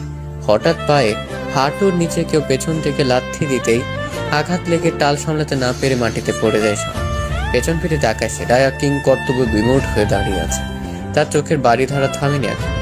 রায়ের মুখের বাঁধন নিজেই খুলে নেয়। দৌড়ে গিয়ে দাঁড়িয়ে থাকা ব্যক্তিটাকে জড়িয়ে ধরে বুকে মাথা রেখে বলে ওঠে, ইহান। ইহানের পিছে কয়েকজন দাঁড়িয়ে আছে, হাতে তাতে লাঠি সোঁটা। 7-8 জনের মধ্যে কারো হাত শুনো নেই, সবার মুখে রাগের ছটা। ইহান রায়কে বুকের বাম পাশে বাম হাত দিয়ে জড়িয়ে নিয়ে শাওনের দিকে এগিয়ে যায়। শাওন উঠবে এমন সময় আরেকবার জোরে লাথি দিয়ে ফেলে দেয়। হাতের উপর পা দিয়ে ডলতে থাকে আর বলতে থাকে, বউ হয় ও আমার, ওর শরীরে হাত দেওয়ার তুই কে? ও আমার বউ, মারলেও আমি মারবো, আর আদর করলেও আমি করব। আমি ছাড়া অন্য কেউ ওর গায়ে ফুলের টোকা দিলেও হাত ভেঙে ফেলবো। ওর উপর সব অধিকার শুধু আমার। কানে ভালো করে ঢুকিয়ে নে কথাটা, ও আমার বউ হয়। নিজেকে নিয়ন্ত্রণ করতে না পেরে বেধড়ক মারধর করতে থাকে। পেছনে থাকা ছেলেগুলো শাওনকে মারতে এগিয়ে আসতে চাইলে ইহান তাদের থামিয়ে দিয়ে বলে, ওকে তো আমিই দেখে নিচ্ছি। আমার বউয়ের গায়ে হাত দিয়েছে, ওর হাত আমি ভেঙে গুড়িয়ে দিব। শালা কুত্তার বাচ্চা আমার বউকেও স্পর্শ করেছে। কিছুক্ষণের মধ্যে শাওনের 3 জন বন্ধু গাড়ি নিয়ে নির্দিষ্ট জায়গায় এসে মারপিট দেখে প্রথমে চলে যেতে চায়। তারপর সিদ্ধান্ত না এবারের মতো ইহান শেখের কাছে ক্ষমা চেয়ে শাওনকে ফিরিয়ে নিয়ে যাবে। যেই ভাবা সেই কাজ। 3 জন গাড়ি থেকে নেমে এগিয়ে যে ইহানকে ধরে থামায়। সবাই শাওনের হয়ে ক্ষমা চায়। 2 জন মিলে শাওনকে মাটি থেকে টেনে তুলে দাঁড় করিয়ে দেয়। একজন বারবার শাওনের হয়ে ক্ষমা চেয়ে যাচ্ছে। ইহান বলে উঠে, তোদেরও খুব ভালো করে চেনা আছে। কুত্তার সাথে থেকে থেকে তার মতোই ঘেউ ঘেউ করে যাচ্ছিস। আমার বউয়ের দিকে যদি আর একবার কাউকে নজর তুলে তাকাতে দেখি, চোখ একদম তুলে নেব, মাথায় রাখিস। আমার জিনিস মানে সেটা শুধু আমারই। এখানে আমি অন্য কাউকে একচুল পরিমাণও বরদাস্ত করব না। ফার্দার যদি আমার এলাকার ত্রিসীমানায় তোদের কাউকে দেখেছি, সেদিনই তোদের শেষ দিন হবে, মনে রাখিস। ইহান একজনকে ডেকে পুলিশকে কল করতে বলে। রায়াকে নিয়ে সেখান থেকে বেরিয়ে যায়। রায়ার ইহানের বাড়ি ফিরতে ফিরতে 10টা পার হয়ে যায়। গাড়িতে দুজনের সাথে একটা কথাও বলেনি। সারা রাস্তা রায়া চোখের পানি ফেলেছে। পৃথিবীর কোনো মানুষই নিজেকে নিজের পছন্দ বা সিদ্ধান্তকে ভুল হিসেবে কিছুতেই মেনে নিতে পারে না। সারা পৃথিবীর মানুষ যখন চোখে আঙুল দিয়ে দেখিয়ে দেয়, তখন খুব দেরি হয়ে যায়। নিজেকে শুধরে নিতে নিতে কিছু সম্পর্ক স্বকীয়তা হারায়। বাড়ির সামনে এসে গাড়ি থামলে রায়া গাড়ি থেকে নেমে পাশেই দাঁড়ায়। ইহান গাড়ি রাখার জায়গায় গাড়ি ঠিক করে রেখে এসে দেখে রায়া যেখানে দাঁড়িয়ে ছিল সেখানেই দাঁড়িয়ে আছে। ইহান গেটের ভিতর ঢুকবে এমন সময় রায়াকে উদ্দেশ্যে বলে ওঠে, আমি আগেই এশাকে বাড়ি পাঠিয়ে দিয়েছি। ওকে বলেছি আমি তোকে নিয়ে দেরিতে ফিরবো। ওভাবে বাড়িতে বলেছে। এবার তুই স্বাভাবিক হয়ে বাড়িতে ঢুকলে আর কোনো সমস্যা হবে না। 2 জন একসাথেই বাড়িতে প্রবেশ করে। ইহান নিজের জন্য বরাদ্দকৃত রুমের দরজা হাট করে খুলে আবার দরজা আটকে দেয়। রায়া সেখানে কিছুক্ষণ দাঁড়িয়ে আর কোনো সারা শব্দ না পেয়ে নিজেও নিজের রুমের দিকে অগ্রসর হয়। রাতে আর কারোর সাথে দেখা হয় না তার। রায়ার ঘুম থেকে উঠতে উঠতে 11টা বেজে যায়। সারা রাত ঘুমোতে পারেনি সে। সমস্ত দুনিয়ার দুঃখ কষ্ট যেন বুকে চেপে বসেছিল তার। বিছানাতে শুয়ে শুয়ে এপাশ ওপাশ করেছে সারা রাত। কখনো বা রুমেই পায়চারি করেছে বা বারান্দায় দাঁড়িয়ে খোলা আকাশের দিকে তাকিয়ে দুঃখ বিলাস করেছে। ফ্রেশ হয়ে নাস্তা করে নিজের রুমে ফিরে আসবে এমন সময় ইরিনা বেগম রায়াকে নিজের রুমে ডাকেন। রায়া ইরিনা বেগমের পিছে পিছে রুমে প্রবেশ করেন। দুজনে গিয়ে সোফায় বসে ইরিনা বেগম ঠান্ডা মেজাজে বলতে শুরু করলেন, আমার ছেলে আমার সাথে সব কথা শেয়ার করে। যেহেতু আমার কম বয়সে বিয়ে হয়েছিল, তাই সব মিলিয়ে আমি আমার ছেলে চেয়ে 16 বছরের বড়। বয়সের বেশি পার্থক্য না থাকায় আমি আমার ছেলের সাথে খুব ভালোভাবেই মিশতে পেরেছি। এই যে তোর বড় বাবা মারা যাওয়ার পর কিন্তু আমি একা আমার ছেলে মেয়েকে মানুষ করেছি। আল্লাহ যদি আমাদের ওপর রহমত না রাখতেন, এটা সম্ভব হতো না। ইহান যে তোকে পছন্দ করে এটা আমি অনেক আগে থেকে জানি। ইহান বাইরে পড়তে যাওয়ার সময় নিজে তোর বাবার কাছে তোকে চেয়ে গিয়েছিল। শোন মা, সংসার জীবনে ভালো থাকার জন্য ভালোবেসে বিয়ে করা জরুরি না। বিয়ের পর পুরুষ আর নারী একে অপরকে ভালোবাসা জরুরি। নারীর মায়া বেশি, একসাথে থাকতে থাকতে পুরুষের মায়াই খুব তাড়াতাড়ি জড়িয়ে যায়। আমার ছেলেকে ভালো না বেসে থাকা যায় না। আমার ছেলে তোকে প্রচণ্ড ভালোবাসে। যে ছেলে বাড়িতে 3 বেলা ওই টেবিলটাই বসে সবার সাথে বসে নাস্তা করে, সেই ছেলে আজ কয়দিন হয়ে গেল বাড়িতেই থাকছে না। তোদের সাথে কি হয়েছে জানি না, শুধু বলবো যা হয়েছে ভুলে যা আর সব কিছু ঠিক করে নে। পাশাপাশি বাড়ি হয়, তোর ব্যাপারে যে কিছুই জানি না তেমন না। ওসব নিয়ে শাশুড়ি হয়ে কথা বলতে চায় না। আর ওই ছেলে। ইরিনা বেগমকে থামিয়ে দিয়ে রায়া বলে ওঠে। বর্মা প্লিজ, আমি বাইরের কোনো ছেলের কথা আর শুনতে চাই না। রায়ের এই ছোট্ট কথায় ইরিনা বেগমের মুখে হাসির রেখা দেখা দেয়। তিনি রায়ের মাথায় হাত বুলিয়ে দিয়ে বলেন, দোয়া করি সুখী হও। রায়া মাথা নিচু করে নিম্ন স্বরে বলে, বড়মা, আপনার ছেলেকে তো দেখছি না, উনি কোথায়? বাড়িতে নেই। তোর ওপর অভিমান হয়েছে তার। তার নাকি একটু একাকিত্ব প্রয়োজন, তাই সে নিজেই 7 দিনের প্যাকেজে সাজেক রওনা দিয়েছে। রায়া যেন আকাশ থেকে পড়ে। বিয়ের পর ছেলে মানুষ হানিমুনে এখানে ওখানে যায়, আর ইহান কিনা একা সময় কাটাতে অতদূর গিয়েছে। রায়কে চুপ থাকতে দেখে ইরিনা বেগম বলে ওঠেন, আমাকে বলে গেছে তোকে দেখে রাখতে, তুই যেন বাইরে বের না হোস। আমার এমনিতেও বাইরের কোনো দরকার নেই। আমার মা বাবাও তো আমার কোনো খোঁজ খবর নেয় না। আমার কেউ নেই, কোথাও যাওয়ারও নেই। পাগলি মেয়ে একটা। তোর সব আছে, সবাই আছে। সবচেয়ে বড় কথা, আমার ছেলের মতো একটা স্বামী আছে তোর। দুজনের মাঝে আরো বেশ কিছুক্ষণ কথা চলে। ইরিনা বেগমের প্রতিটা কথা যেন মনে দাগ কাটতে থাকে রায়ার। নিজে যে কত বড় ভুল করে বসে আছে সেটা হাড়ে হাড়ে বুঝতে থাকে। মন খারাপ লাগছে এখানের কথা ভেবে, প্রচন্ড রাগ লাগছে নিজের প্রতি। সন্ধ্যে 7টার পর থেকে বারান্দায় বসে ইহানকে কল দিয়েই যাচ্ছে রায়া। বিকালে এশাকে দিয়ে রায়ার ফোন আর চার্জারটা আনিয়ে নিয়েছিলেন ইরিনা বেগম। ছেলে আর ছেলের বউয়ের সংসারটা ঠিক করতে তিনি ভীষণ কর্মঠ। সন্ধ্যা থেকে 30 বারের বেশি কল করা হয়েছে রায়ার, কিন্তু ইহান ফোন তোলেনি। রায়ার ভীষণ মন খারাপ হচ্ছে। ইরিনা বেগমের কথাটা বারবার কানে বাজছে। সংসার জীবনে ভালো থাকতে হলে ভালোবেসে বিয়ে করা জরুরি না, বিয়ের পর সঙ্গীকে ভালোবাসা জরুরি। রায়া তার জীবনের কালো অধ্যায় সমস্তটা ঝেড়ে ফেলতে চাইছে। সাথে মানুষটা এগিয়ে এলে হয়তো সব নতুন করে শুরু করা সম্ভব হতো। ইরিনা বেগম রাতের খাবারের জন্য ডাকতে এসে রায়াকে রুমে না পেয়ে বারান্দায় এসে দেখে রায়া ফোনটা পাশে রেখে বাইরে তাকিয়ে কিছু একটা ভাবছে। ইরিনা বেগম কাঁধে হাত রাখতেই চমকে ওঠে রায়া। পিছনে তাকিয়ে ইরিনা বেগমকে দেখে মলিন একটা হাসি দিয়ে বলে, হ্যাঁ বড়মা বলেন। কত বাজে দেখেছিস? খেতে হবে না? খেতে আই। আমার খেতে ইচ্ছে করছে না বড়মা। উফ, এসব আমি একদম শুনবো না। আমি ভাত বাড়ছি গিয়ে, তুই এখনই আসবি, একদম দেরি করবি না। আর কালকে বাড়ি যাবি, বাবা রাগ করে আছে। তুই ভুল করেছিলি, তাই সব ঠিকঠাক করে নিতে হবে তো, তাই না? রায়া মাথা ঝাঁকায়। ইরিনা বেগম কিছু একটা ভেবে বলেন, একটা কথা আমি গ্যারান্টি দিয়ে বলতে পারি, আমার ছেলের মতো আর একটাও পাবি না। তুই শুধু এখন একটু পরিশ্রম করে ওকে নিজের কাছে ফিরিয়ে নিয়ে আয়। একটা মেয়ে চাইলে পুরুষকে যাযাবর বানাতেও পারে, আবার সংসারী পুরুষও বানাতে পারে। তুই আমার ছেলেকে তোর সুখের হাতিয়ার হিসেবে তৈরি করে নে। ইরিনা বেগম কথা শেষ করে চলে যান। রায়া আরেকবার কল দিয়ে খেতে যাওয়ার কথা ভাবে। রায়া ফোন কানে ধরে গ্রিলের রং তুলতে থাকে চিমটি দিয়ে। ফোন রিসিভ হতেই চোখ খিঁচে বন্ধ করে নেয় রায়া। ওপাশে লোকটার কোনো সাড়া শব্দ না পেয়ে রায়া নিজেই বলে, কোথায় আপনি? ওপাশ থেকে উল্টো জবাব আসে, কেন, কি হয়েছে? প্রশ্নের জবাবে উত্তর দিতে হয়, উল্টো প্রশ্ন করছেন কেন? বিদেশিরা কি আপনাকে এটা শিখিয়েছে? ফোন করেছিস কেন সেটা বল। বাসায় আসেন। না, আমি সাজেক যাচ্ছি। আপনি কোথাও যাচ্ছেন না। বললাম তো যাচ্ছি। তুই আমার থেকে বেশি জানিস নাকি? আপনি নিয়ন ভাইয়ার সাথে ওনার বাড়িতেই আছেন, আমি জানি। আমি কাছে থাকলে তো তোর সমস্যা। এক্স বয়ফ্রেন্ডের জন্য সারাক্ষণ মনটা পুরো ছাই হয়ে যায় তোর। দূরেই তো আছি, ভালো থাকার কথা। বাসায় আসেন, চুমু খাবো। থাপ্পড় খাবি, বেয়াদব মেয়ে। আপনার মতো ওষ্ঠতে ওষ্ঠ মিলিয়ে যে চুম্বন করা, ওটা দিব। বাসায় আসেন। টসটসে গালে পুরুষ মানুষের শক্ত হাতে যে থাপ্পড় দেয়া হয় সেটা দেবো একদম। আসবেন না বাসায়? না, ফোন রাখ।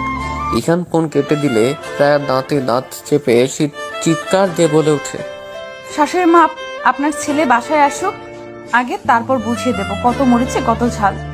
আমি যেভাবে যে পরিস্থিতিতে তোকে ছুঁয়েছি, তোর অনিচ্ছা সত্ত্বেও ভালোবাসা চাপিয়ে দিয়েছি, এটা আমার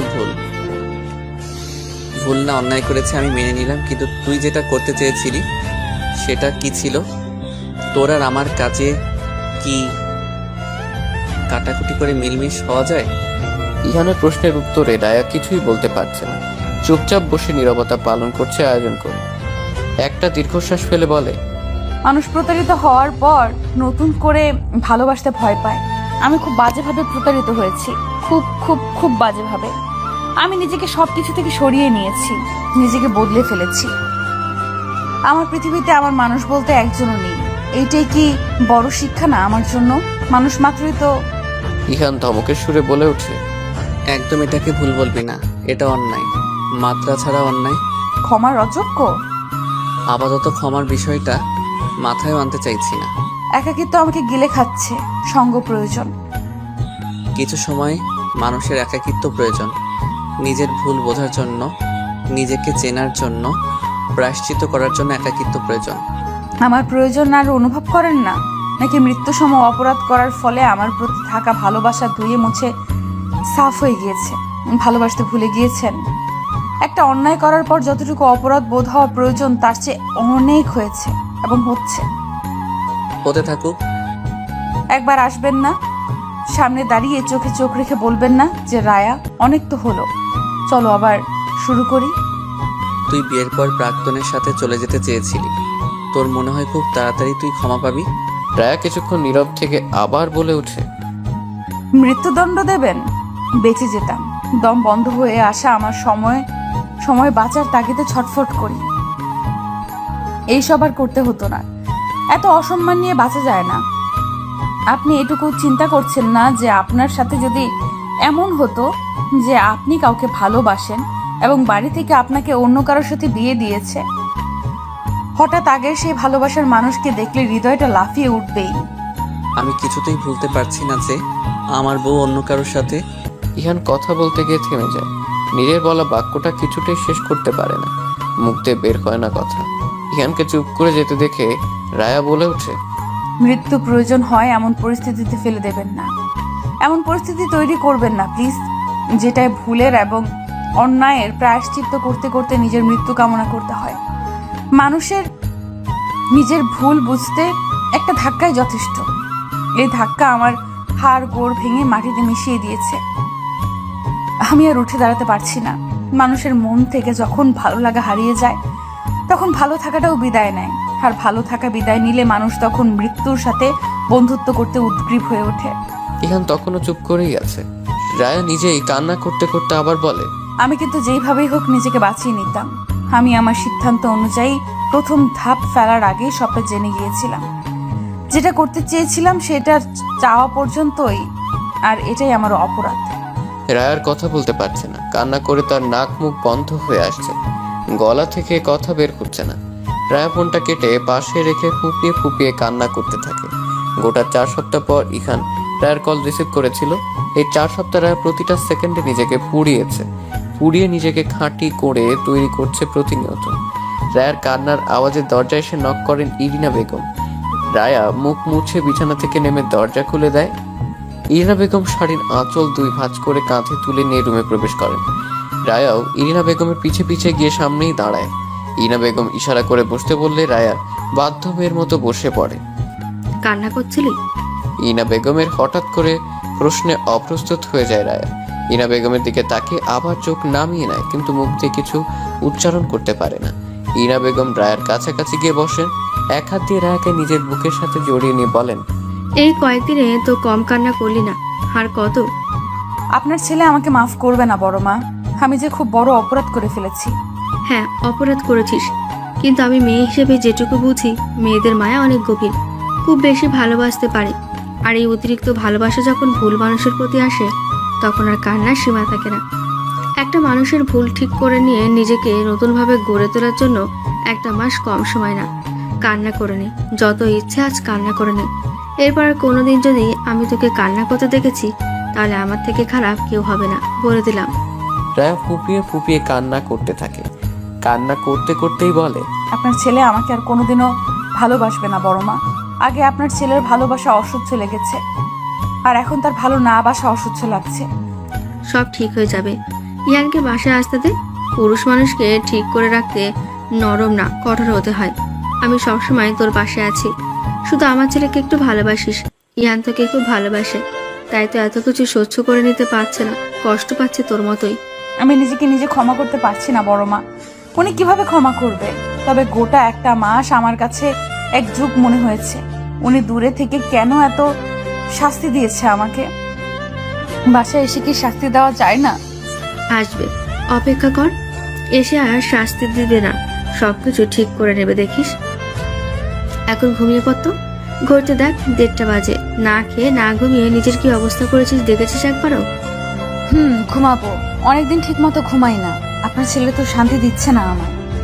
আমি কিন্তু পুরনো রায়াকেই চাই, যে মিশুক প্রকৃতির, বেশি কথা বলতে পছন্দ করে, সারাক্ষণ ওর পেছনে লেগে থাকে, যার জীবনে মজাটার সব। কথা দে আমাকে, তুই আর কান্না করবি না।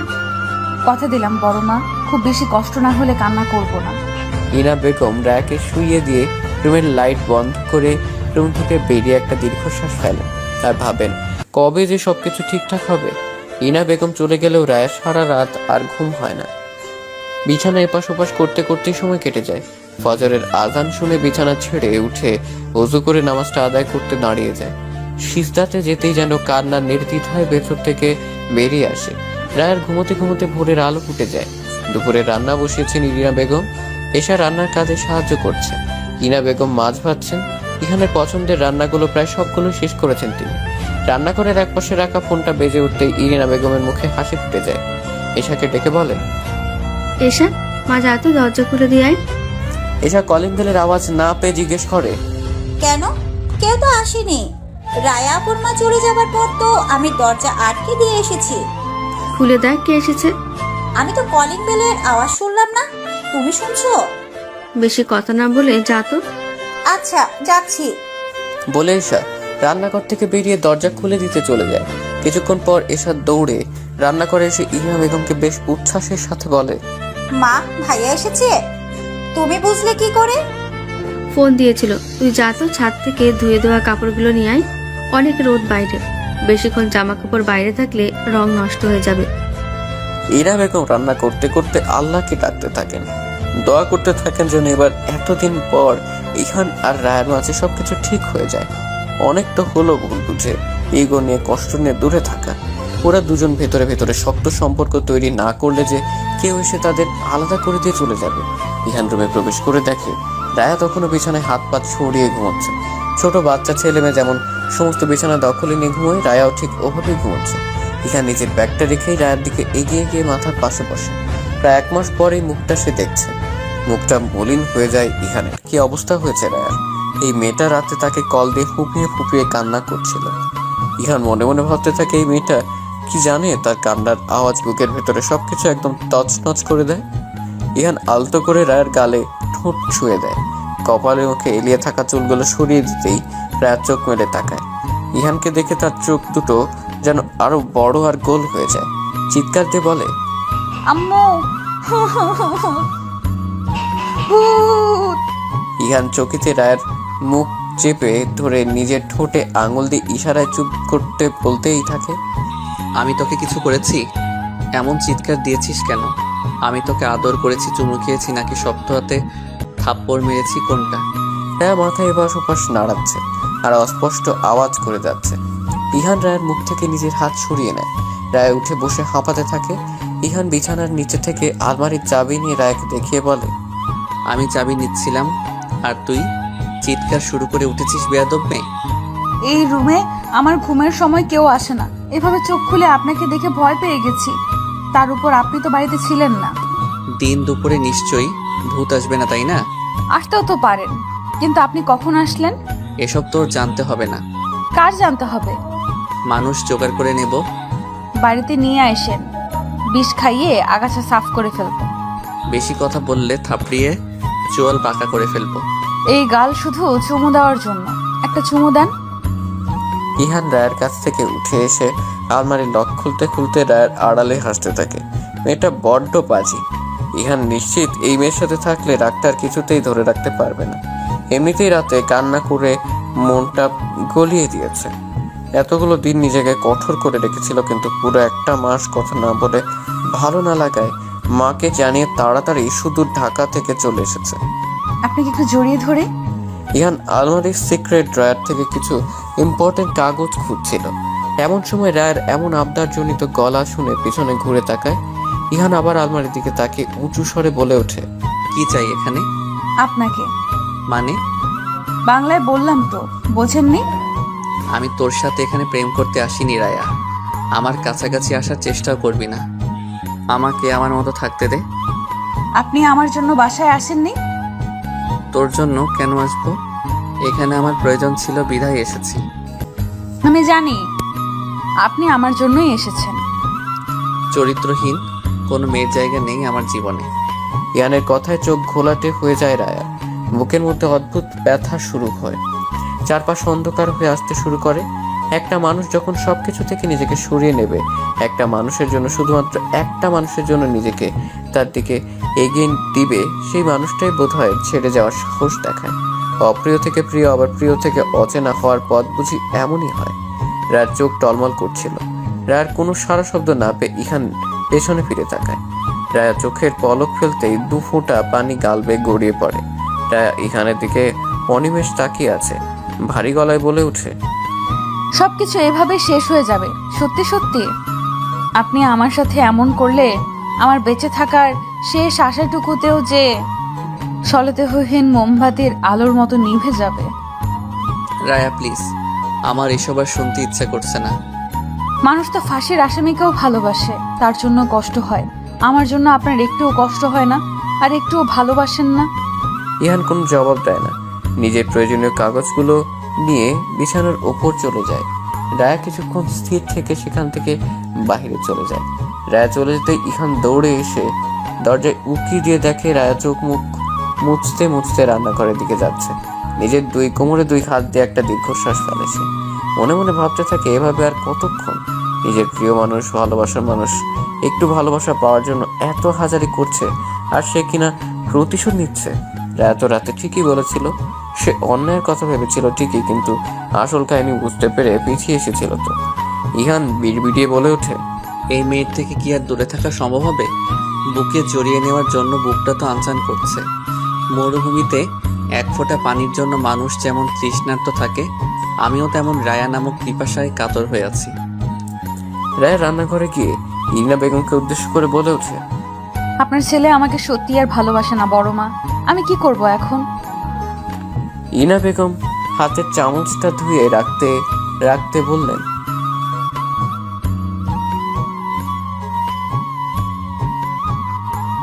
কে বলেছে তোকে? আপনার ছেলে কথায় বোঝা যায়। ইহান নিজের মুখে বলেছে? না, তা বলেনি। তাহলে তোর এত কিছু ভাবতে হবে না। তুই আবার কান্না করেছিস? আমাকে না কথা দিয়েছিলি? আপনার ছেলে বাজে ব্যবহার করেছে আমার সাথে। ওকে, আমি দেখে নিব। তুই যা, ফ্রেশ হয়ে আয়। আজ সবাই একসাথে খেতে বসবো। কালকে আমাকে তাড়াতাড়ি রেখে দিও। আজ রাতে ঘুম হয়নি, সকালে ঘুমিয়েছি জন্য দেরি হয়ে গেছে। আচ্ছা, রাখবো, এখন যা।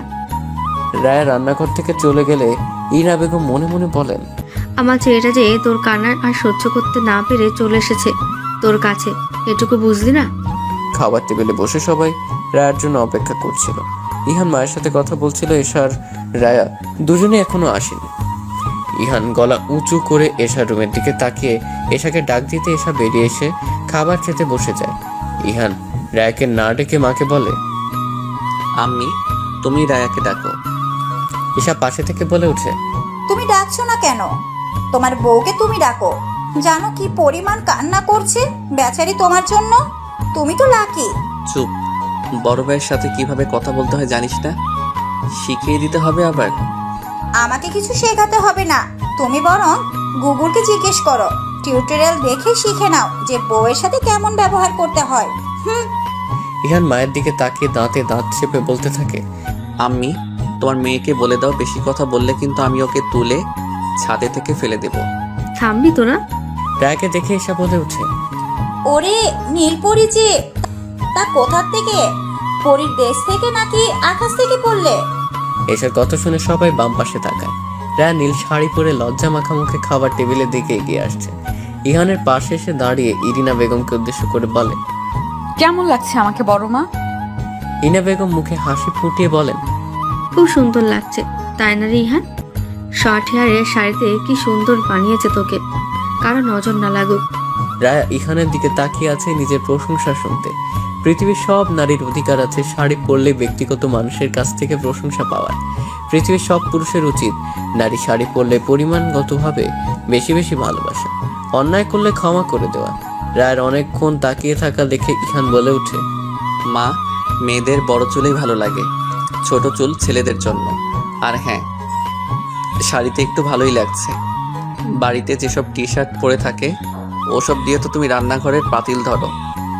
রায়ার আগে চোখে ইরিনা বেগমের দিকে তাকালে ইরিনা বেগম রায়াকে ইশারা ইহানের পাশে বসতে বলেন। রায়া একটা বড় শ্বাস টেনে নিজেকে নিয়ন্ত্রণ করে ইহানের পাশে ধপ করে বসে পড়ে। সবাই খাওয়া শুরু করেছে। ইহান ভাতের এক লোকমা মুখে নিতে নিজের পায়ে সুরসুরি অনুভব করে। ভাত মুখেতে টেবিলের নিচের দিকে তাকিয়ে দেখে রায়া তার পা ইহানের পায়ের উপর রেখে সুরসুরি দিয়েই যাচ্ছে। ইহান পা সরিয়ে রায়ের দিকে তাকাতেই রায়া ঠোঁট দিয়ে চুমুর ইশারা করতে ইহানের হিঁচকি উঠে যায়। ইরিনা বেগম তাড়াতাড়ি করে পানির গ্লাসটা ইহানের দিকে বাড়িয়ে দেয়। ইহান ঢকঢক করে গ্লাসের সম্পূর্ণ পানিটুকু খেয়ে নেয়। রায়া পাশে বসে মিটমিটি হাসছে।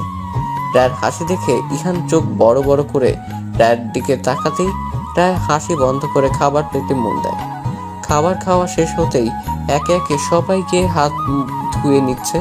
হঠাৎ কলিং বেলের আওয়াজে এশা দরজা খুলতে যাবে, ইহান তাকে থামিয়ে দিয়ে নিজেই দরজা খুলতে যায়। দরজা খুলে ওপাশে অপরিচিত এক লোককে দেখে ইহান জিজ্ঞেস করে, জি বলুন। দরজার ওপাশ থেকে লোকটা বলে, ইহান শেখের নামে পার্সেল এসেছে। আমি ইহান শেখ। কে পাঠিয়েছে? সেটা লেখা নেই স্যার। ঠিক আছে, আমাকে দিন। ফর্মালিটিস পূরণ করে ইহান পার্সেলটা রিসিভ করে নেয়। হঠাৎ কে পার্সেল পাঠালো, বিষয়টা বেশ ভাবাচ্ছে ইহানকে। পার্সেলটা উল্টে পাল্টে দেখতে থাকে আর ভাবতে থাকে কি আছে এখানে, আর পাঠালোই বা কে? আমার থেকে চুমু নেন না, অন্য মেয়ের দেওয়া এত কিছু নিচ্ছেন কিভাবে? কোন মেয়ে আপনাকে পাঞ্জাবি ঘড়ি ওয়ালেট পাঠিয়েছে? আমি থাকতে আবার কোন মেয়ে আপনার উপর নজর দিয়েছে? ইহান পার্সেল খুলে ভূত দেখার মতো বসেছিল। বিছানার উপর দুইটা পাঞ্জাবি রাখা, একটা সাদা আর একটা গাঢ় খয়েরি, একটা ঘড়ি ওয়ালেট ও পাশে রাখা। ইহান সেগুলো থেকে চোখ ফিরিয়ে রায়ের দিকে তাকায়। কি বললি? কোন মেয়ে পাঠিয়েছে আপনাকে এসব? ইহান ঠান্ডা মেজাজে বলে, আমি জানি না, এখানে এসব ছাড়া কিছুই নেই। আপনি বাসায় এসেছেন সেটা বাইরের মানুষ জানলো কি করে? সেটা আমি কি করে বলবো আজব? একদম রাগ দেখাবেন না। আমি কিছু করলে সেটা দোষ, আর আপনি করলে সেটা আপনি জানেন না। ইহান রায়ের কথায় বেশ দমে যায়। নরম স্বরে বলে, আমি সত্যি জানি না এসব কে পাঠিয়েছে। আমার কারোর সাথে অ্যাফেয়ারও নেই যে সে পাঠাবে। তুই তো জানিস আমি তোকে। ইহান চুপ হয়ে যায়। কথা মাঝপথে থেমে যাওয়ার রায়া বলে, আপনি আমাকে কি? কিছু না। বলুন। বললাম তো কিছু না। ভালোবাসেন না এখন আর? 7 বছর ধরে। দূরে থাকছেন কেন? আমার শাস্তি পাওয়া শেষ হয়নি? বুকের ভেতরটা খুব খালি খালি লাগে জানেন। আমার কি আপনাকে আর পাওয়া হবে না? আমারও লেগেছিল, সত্যটা বুকে তীরের মতো বিঁধেছিল। দূরে গেলে ভালো থাকবেন, ব্যবস্থা করে দেব। রায়া প্লিজ, সব সময় এই ঘ্যান ঘ্যানা নিয়ে আমার ভালো লাগে না। তুই তোর মতো থাক, আমাকে আমার মতো থাকতে দে প্লিজ। দূরত্ব ঘুচিয়ে কাছে আসতে চেয়েছিলাম, দূরে সরিয়ে দিলে আমার আর ফেরা হবে না। মেয়েদের অভিমান অনেক বেশি, সহ্য করতে পারবেন না। রায়া বারান্দায় চলে যায়। ইহান মাথায় হাত দিয়ে ভাবতে থাকে কে পাঠালো এসব। এত এত চিন্তার মাঝে রায়ার এসব কথা একদমই ভালো লাগছিল না ইহানের। সবগুলো জিনিস উল্টে পাল্টে বারবার দেখতে থাকে। গিফট পাবে মেয়েরা, শাড়ি চুড়ি, পৃথিবীতে সব যত প্রসাধনী আছে সব পাবে। ছেলেরা কেন গিফট পাবে, তা আবার সারপ্রাইজ গিফট। সারপ্রাইজ গিফট তো না যেন টেনশনের বস্তা। ইহান উঁকি দিয়ে বারান্দায় দেখে রায়া বারান্দার গ্রিল ধরে নিজের বাড়ির দিকে তাকিয়ে আছে। ইহান মায়ের কাছে শুনেছে রায়া একটা বারের জন্যও নিজের বাড়িতে যায়নি। রায়ার সকালে ঘুমানোর অভ্যেস, তাই রায়ের মা মাঝে মাঝে এসে দেখে গেছে। ইহান রায়ের কাছে যাবে এমন সময় রায়ের ফোনে মেসেঞ্জারে মেসেজ আসার শব্দ হতেই ইহান ফোনটা হাতে নেয়। স্ক্রিনে মেসেজ নোটিফিকেশন দেখা যাচ্ছে। ইহান স্পষ্ট দেখতে পেল সেখানে লেখা, দোস্ত, 4,000 টাকা খরচ হয়েছে ইহান ভাইয়ের ওষুধ কিনতে। বিকেলে আমি তোকে বাকি 1,000 টাকা ব্যাক করে দিয়ে দিব। ইহান মেসেজটা দেখে খানিকক্ষণ থাওয়া মেরে দাঁড়িয়ে থাকে। মাথায় যেন ঢুকেও কিছু ঢুকছে না। রায় এসব করেছে, আর এমন ভাব করলো যেন সে কিছুই জানে না। ইহান ফোনটা রেখে বারান্দায় চলে যায়। রায়ের পাশে গিয়ে দাঁড়িয়ে বলে, সরি। রায় পাশে না তাকিয়ে বলে, কেন? ওই যে ধমক দিলাম সেজন্য। শুধু ধমকের জন্য? আর কিসের জন্য সরি বলা উচিত? কিছু না। বাজারের মোড়ের ওখানে নীল রঙা একটা বাড়ি আছে না, ওখানে একটা মেয়ে আছে তোর মতো সুন্দর দেখতে, ফর্সা গায়ের রং, কিন্তু ওর চুলগুলো অনেক বড়। ওদিকে গেলেই বারান্দায় এসে আমাকে দেখে দাঁড়িয়ে দাঁড়িয়ে। আমার এখন সন্দেহ হচ্ছে ওই মেয়েটা এসব দেয়নি তো, দিতেও পারে, তাই না বল? ভালোবেসে যেহেতু পাঠিয়েছে, নষ্ট করা উচিত হবে না। রায়া এবার এক ঝটকায় ইহানের দিকে ফিরে তাকায়। ব্রুকুচকে ইহানের দিকে তাকিয়ে বলে, কোন মেয়ে আপনাকে পছন্দ করে? নিয়ে চলুন আমাকে তার কাছে, আমি এক্ষুনি দেখবো তাকে। দেখে কি করবি? হিংসা হবে দেখে? হলে হোক, আপনার কি? এই মেয়ের মুখে আমি অ্যাসিড নিক্ষেপ করাবো। চেয়ারম্যানের মেয়ে আমি। এত সাহস? সাহসের কিছুই দেখেননি। দেখতে চাই, দেখা একটু সাহস। রায়া 2 পা এগিয়ে এসে এক পা ইহানের পায়ের উপর রাখে। এই প্রথম রায়া নিজের ইচ্ছেতে ইহানের কাছে আসে। নিজের পায়ে প্রেয়সীর স্পর্শ পেয়ে সমস্ত শরীর যেন আন্দোলিত হয়। নিশ্চুপ হয়ে যায় ইহান। দুজন একে অপরের চোখে নিজেদের সীমাবদ্ধ করে নেয়। দুজন যেন ঘোরের মধ্যে চলে যাচ্ছে ধীরে ধীরে। রায়া নিজের আরেকটা পা ইহানের পায়ের উপর রাখতেই ইহান রায়ার পড়ে যাওয়া আটকাতে কোমর জড়িয়ে ধরে। রায়া ইহানের পায়ের উপর পা উঁচু করে দাঁড়িয়ে পড়ে। রায়ার সমস্ত শরীর কাঁপছে। সেদিনের প্রথম ছোঁয়ার কোনো অনুভূত হয়নি রায়ার। আজ যেন পেটের নাড়ি অবধি কাঁপাকাঁপি করছে। রায়া ঠিক মতো দাঁড়িয়ে থাকতেও পারছে না। রায়া ইহানের ঠোঁটের দিকে নজর ফেলে ধীরে ধীরে সেটাকে গন্তব্য মনে করে এগোতে থাকে। ঠোঁট স্পর্শ করতেই রায়ার শরীর যেন একটা ঝাঁকুনি দিয়ে ওঠে। সাথে সাথে দুজন চোখ বন্ধ করে নেয়। ইহান রায়ের কোমর শক্ত করে জড়িয়ে ধরে প্রেয়সীর সাথে ভালোবাসার প্রথম চুম্বন উপভোগ করতে থাকে। দুজন যেন ব্যস্ত জীবন থেকে বিচ্ছিন্ন হয়ে পড়ে। মহাকাশ থেকে যেমন কোনো কিছু হঠাৎ কোথাও ছিটকে পড়ে, ঠিক তেমনি যেন রায়ার ইহান পৃথিবী নামক গ্রহ থেকে ছিটকে যায়। বাস্তব থেকে তারা এখন ধরাছোঁয়ার বাইরে। এসা ভাইয়া ভাইয়া করে ডাকতে ডাকতে রায়া আর ইহানের রুমের দিকে আসতে থাকে। এশার গলা স্পষ্ট হতেই রায়া আর ইহান দুজনের নিমিষেই দুজনকে ছেড়ে বারান্দায় 2 প্রান্তে চলে যায়। রায়া এক প্রকার ইহানের দিকে তাকাতেই দেখে ইহান অবাক চোখে তার দিকে তাকিয়ে আছে। রায়া লজ্জায় মাথা নিচু করে নেয়। ইহান রায়ের সামনে থেকে রুমের দিকে পা বাড়ায়। ইহানের মুখে হাসি লেপ্টে আছে। এশাকে দেখেই মুখটা গম্ভীর করে নেয় সে। কি চাই? ডাকছিস কেন? টাকা দাও, টাকা লাগবে। কিসের টাকা? আমার বান্ধবীরা বিকেলে বের হচ্ছে, সবাই মিলে, আমিও বের হব। কত টাকা লাগবে? 1,000 হলেই চলবে। ইহান টেবিলে রাখা ওয়ালেট থেকে 1,000 টাকার এবং একটা নোট বের করে এশার হাতে দেয়। এশা নোটটা নিয়ে রুমের এদিক ওদিক তাকিয়ে বলে, রায়া আপু কই? ওয়াশরুমে। বারান্দায় আছে। ওকে আবার কিসের দরকার? শাড়ি নেব একটা, সবাই শাড়ি পরবে। আচ্ছা যা, গিয়ে দেখ। এশার কথা না বাড়ি সোজা বারান্দায় চলে যায়। বারান্দার রুম থেকেই আপু বলে ডাক দিতেই রায়া চমকে ওঠে। পেছনে তাকাতে এশাকে দেখে আমতা আমতা করে বলে, কি? কিছু হয়েছে তোমার? তোর ভাইকে আমি চুমু খেয়েছি। গভীর যে চুমু আছে না, ওইটা। আমার সারা শরীরে বিদ্যুৎ খেলে গেছে, নাড়িও কাঁপছে, জানিস? কথাগুলো বলতে না পেরে, কিছু হয়নি, তুই কিছু বলবি? হ্যাঁ, তোমার সবুজ শাড়িটা দাও, সেদিন কিনেছিলে না, ওটা। আলমারি থেকে নিয়ে নে সোনা, প্লিজ। আমি রুমে যেতে পারবো না। ও মা, নিজের রুমে যেতে পারবে না কেন? পারবো না বলতে যেতে ইচ্ছে করছে না।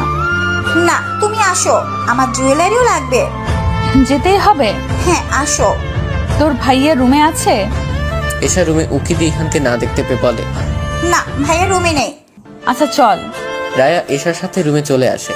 রুমে এসে আসলে ইহানকে দেখতে পায় না সে। শুকনো একটা ঢোক গেলে আলমারির দিকে চলে যায়। আলমারি থেকে এশার পছন্দের সবকিছু বের করে এশার হাতে দিতেই এশা সেগুলো নিয়ে চলে যায়। রায়া বিছানায় রাখা ইহানের জন্য নেওয়া জিনিসগুলো দেখতে এগুতে ঠিক তখন ওয়াশরুমের দরজা খোলার শব্দ হয়। রায়া যেন সেখানে স্ট্যাচু হয়ে যায়। রায়া মনে মনে নিজেই নিজেকে নোংরা অকথ্য ভাষায় গালি দিতে থাকে, মনে মনে নিজেকেই শাসায়। কেন যে তখন ওরকম বেহায়ের মতো কাজ করতে গেলি? এখন এই লোকটার সামনে দাঁড়াবে কি করে? এই লোকটা তোকে এখন কথায় কথায় লজ্জা দেবে, দেখে নিস। রায়া ইহানকে নিজের দিকে এগিয়ে আসতে দেখে অসহায় চোখে তার দিকে তাকিয়ে থাকে। ইহানের মুখভঙ্গি কোনো কিছুই বলছে না, কিছুর আভাসও দিচ্ছে না। তবে কি আগাম বার্তা ছাড়া কোনো কিছু ঘটবে? হাসপাতাল থেকে সবার বাড়ি ফিরতে ফিরতে 9টা বেজে যায়। ইহান হাসপাতালের গেটে গাড়ি নিয়ে সবার জন্য অপেক্ষা করছিল। সেখান থেকে গাড়ি করে 9টার মধ্যে বাড়ি ফিরে যায়। রায়া মা বাবার সাথে নিজেদের বাড়িতে যাবে, তখন ইহান তাকে ডাক দেয়। রায়া মা বাবাকে বাড়ির ভেতরে যেতে বলে এগিয়ে যেতেই বলল, আমি গিয়ে ফ্রেশ হই, মাথাটা খুব ধরেছে। গোসল দিলে হয়তো একটু ভালো লাগবে, তুই কাকার সাথেই থাক একটু। আচ্ছা ঠিক আছে, খেয়ে নিয়েন আপনি। ঠিক আছে। ইহান বাড়ির দিকে রওনা দেয়। গেটের ভিতরে প্রবেশ করলে রায়া নিজেও এবার বাড়ির ভেতরে প্রবেশ করে। বিকেল প্রায় 4টা। রায়া গোসল দিয়ে বের হয়ে সকালবেলা বাড়িতে গিয়েছিল। সেখানে সারাক্ষণ থেকে দুপুরে খাওয়া দাওয়া করে ঘুমিয়েছিল। রায়া ওয়াশরুম থেকে বেরিয়ে খেয়াল করে ইহান আগের মতোই অন্যদিকে হয়ে শুয়ে আছে। রায়া চুল উঠতে মুছতে ইহানের দিকে যায়। ইহান যেদিকে মুখ করে শুয়ে আছে রায়া সেখানে সামনে গিয়ে দাঁড়ায়। ইহানের তখন চোখ পিটপিট করছে। ইহানের চোখ পিটপিট করা দেখে রায়া হেসে খায়। ইহান অন্য পাশ হলে রায়া টেনে তার পাশে করে ইহানকে। ইহান তখনও চোখ বন্ধ করে শুয়ে আছে। রায়া তখন ইহানের মুখের উপর চুল ঝাড়লে ইহানের মুখে ছিটে ফোঁটা পানি পড়ে। ইহান চোখ খুলেই বলে, কি হচ্ছে? ঘুমের অভিনয় বন্ধ করা হচ্ছে। কিসের অভিনয়? আমি ঘুমাচ্ছি, ঘুমাতে দে। যদি ঘুমাতে না দেই? নিজের ঘুম তো ঠিকই হয়েছে, তাহলে আমাকে কেন ঘুমাতে দিবি না? যা এখান থেকে। কোথায় যাব? যেখানে ইচ্ছে।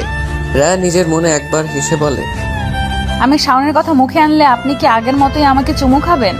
ইহান ভ্রু কুঁচকে রায়ের দিকে কিছুক্ষণ তাকিয়ে থেকে আবার অন্য পাশে ফিরে বলে, দুপুর থেকে অপেক্ষা করছিলাম আর আপনার আসার কোনো নামই নেই। রায় আবার বিছানায় উঠে গিয়ে ইহানের কাছে বসে। ইহানের মাথা নিজের কোলের উপর নিয়ে বলে, খাওয়া দাওয়া করে ওখানেই ঘুমিয়ে গেছিলাম। না ঘুমালে তো চলেই আসতাম, তাই না? আর তাছাড়া একটু থাকছি, তাতে কি হয়েছে? আপনার বর যে একা একা ছিল, আপনাকে মিস করছিল, সে বেলায় আমিও মিস করছিলাম, ঘুমিয়ে ঘুমিয়ে অনেক মিস করেছি। ও আচ্ছা। রায় এখানে রাগ ভাগাতে ব্যস্ত। এমন সময় এসে দরজায় নক করে। রায়া তাকে আসতে বললে এসা ভেতরে এসে বলে, রায়ান ভাই এসেছে। এসার কথায় রায়ের মুখে যেন আষাঢ়ের মেঘ জমে। রায়া পা নামিয়ে বসে কিছু একটা ভেবে বলে, ওর বউও এসেছে? কই, শুধু ভাইয়াকে দেখলাম গাড়ি থেকে নামতে, আশেপাশে বা সাথে কাউকে দেখিনি। ইহান বিছানা ছেড়ে উঠে বসে রায়াকে উদ্দেশ্য করে বলে, যা দেখ গিয়ে, তোর গুণধর ভাই এসেছে বলে কথা, না জানি এবার কি কি যে করবে। এসা চলে যাওয়ার আগে বলে, আমি গেলাম, দেখো তোমরা কি করবে। এসা চলে গেলে রায়া ইহানকে বলে, আমার যেতে ইচ্ছে করছে, আবার ইচ্ছেও করছে না। অনেকদিন পর দেশে এসেছে ভাইয়া, তার জন্য দেখতে ইচ্ছে করছে, কিন্তু কিছু কারণে সামনে যেতে ভয় লাগছে। ইহান রায়ার 2 হাত নিজের হাতের মুঠোয় নিয়ে চোখে চোখ রেখে বলে, আমি নিশ্চয়ই তোকে ভরসা করতে পারি, তাই না? তুই আমাকে ভরসা করতে পারবি না? আমি বেশ বুঝতে পেরেছি ওর আমাকে সহ্য করতে না পারাটা আমাদের সম্পর্কের উপর প্রভাব ফেলবে, তোকে নানাভাবে বোঝানোর চেষ্টা করবে আমি তোর জন্য ঠিক না। কিন্তু তুই তো জানিস, তাই না, আমি তোকে ঠিক কতটা ভালোবাসি। রায়া মুচকে এসে ইহানের গালে হাত রেখে বলে, বলতে গেলে আমি আপনার প্রথম ভালোবাসা। আমার হয়তো অন্য কেউ ছিল, তবে সেটাকে ভালোবাসা বলবো নাকি মন্দবাসা বলবো আমি জানি না। সেসব কথা বাদ দেই, আমি এখন এবং ভবিষ্যতে শুধুমাত্র আপনাকেই চাইবো। আপনাকে আমি কিছুতেই হারাতে পারবো না। রায়ান কোনো ক্ষতি করবে না তো? রায়া সুযোগটাই পাবে না। ইহান আলতো করে রায়াকে জড়িয়ে ধরে। রায়াকে বুকে জড়িয়ে নিয়ে বলতে থাকে, ছোটবেলা থেকে রায়ানের সাথে আমার যে একটা রেশারেশি, সেটা তো তুই জানিস। এখনো যদি ওসব মনে করে কিছু করতে চাই, আমি ওকে করতে দেব না। কিচ্ছু হবে না, আপনি চিন্তা করবেন না। ভাই হয়ে আর যাই হোক, নিজের বোনের সংসার নিশ্চয়ই ভাঙবে না। সেরকম হলে আমার চেয়ে বেশি খুশি আর কেউ হবে না। রায়া তৈরি হয়ে নিলে ইহান আর রায়া দুজন একসাথে বাড়ি থেকে বের হয়। ইহান নিজের কাজের উদ্দেশ্যে আর রায়া ইহানকে বিদায় দিয়ে নিজের বাড়িতে যায়। বাড়ির ভেতরে প্রবেশ করতেই বাবা আর ভাইয়ের কথা শুনতে পায় রায়া। রাবেয়া বেগমকে রান্নাঘর থেকে বের হতে দেখে রায়া আগে সেদিকে এগিয়ে যায়। মেয়েকে দেখে রাবেয়া বেগম বলে ওঠেন, রায়ানের সাথে দেখা হয়েছে তো? রায়া এদিক ওদিক দেখে বলে, না হয়নি। তোমার ছেলের বিদেশি বউ কোথায়? দেখছি না কেন? রাবেয়া বেগম একটা দীর্ঘশ্বাস ফেলে বলেন, এখন সে বাসায় ফিরে বলছে বিয়ে নাকি করেনি। কি বলো? সেদিন তো সে নিজেই কল করে বলল ওখানকার একজনকে বিয়ে করে নিয়েছে। বিয়েটা নাকি শেষ পর্যন্ত হয়নি। মেয়ে ধর্ম পরিবর্তন করতে রাজি হয়নি, আর ধর্ম পরিবর্তন না করলে তো বিয়ে হবে না, সেজন্য বিয়েটাও হয়নি। ও আচ্ছা, তাই বলো। বিয়ে হয়নি এই কথা এতদিন জানায়নি কেন? আর তোমার ছেলে কি একেবারে চলে এসেছে এখানে? বলছে তো তাই, তোর আব্বুর সাথে কথা বলছে, সে এখন রাজনীতিতে যোগ দেবে। মুখের কথা নাকি রাজনীতি? সেসব ওরা বাবা ছেলে বুঝে নেবে। তুই চল, রুমে চল, দেখা করবি। চলো। রাবেয়া বেগমের পিছে পিছে রায়া নিজেও রুমে প্রবেশ করে। রায়াকে দেখেই রায়ানের মুখে হাসি ফুটে যায়। বসা থেকে উঠে গিয়ে বোনকে জড়িয়ে ধরে। খানিকক্ষণ পর রায়াকে ছেড়ে বলে,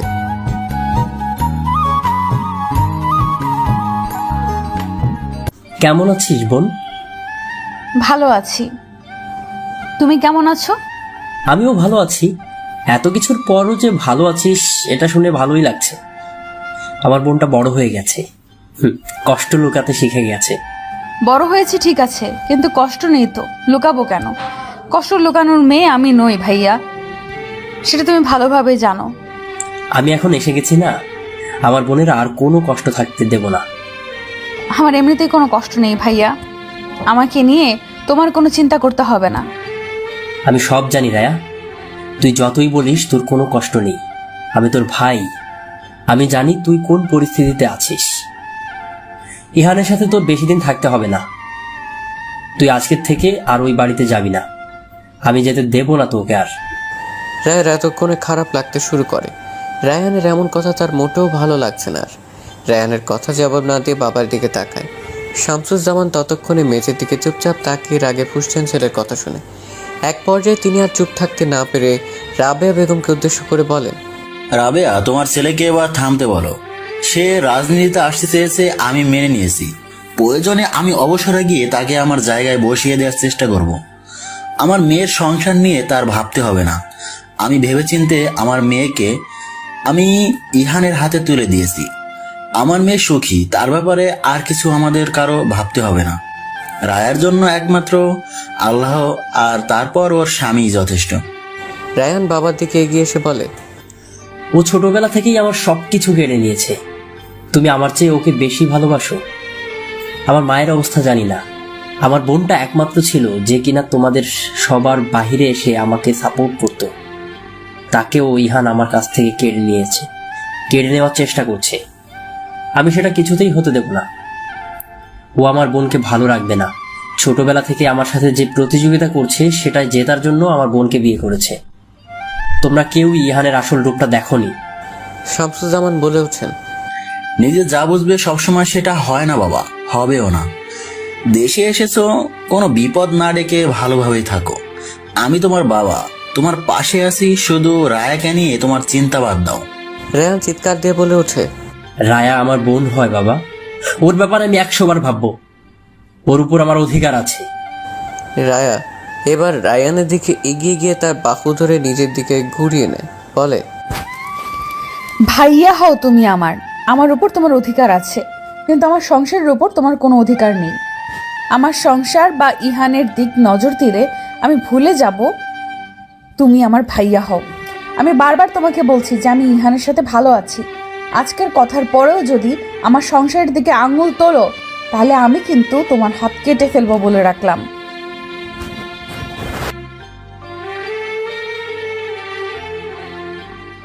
আমার আর ইহানের মধ্যে যে কোনো একজনকে বেছে নিতে হবে। তুই কাকে চাস বল, আমাকে নাকি ইহানকে? রায়ানের কথায় রায়া সাফ সাফ জানিয়ে দেয়, আমার জীবনে আমি তোমাদের দুজনকেই চাই। এখানে ফয়সালা তোমার হাতে, তুমি আমার জীবনে থাকতে চাও কিনা। আমি তোমাদের কাউকেই ছাড়তে চাই না। তোমাদের দুজনের মধ্যে একজন আমার নিজের ভাই আর অন্যজন আমার স্বামী। দুজন আমার কাছে দুরকম স্পেশাল। তুই আর কোনোদিন এ বাড়িতে আসবি না রায়া। বাড়িটা তোমার নয়, এটা আব্বুর বাড়ি। আব্বু যদি আমাকে নিষেধ করে এখানে আসতে তাহলে আমি ভেবে দেখব। তুই আজ থেকে আমার বোন না, আর তাছাড়া আমি আমার চিরশত্রুকে কখনোই ভালো থাকতে দেব না। সবকিছু কেড়ে নিয়েছে ও আমার থেকে। কেউ তোমার থেকে কিছু কেড়ে নেয়নি ভাইয়া, তুমি সবকিছু অবহেলায় হারিয়েছো। নিজের দিকটা একটু ভেবে দেখো, কি কি করেছো তুমি খেয়াল করো।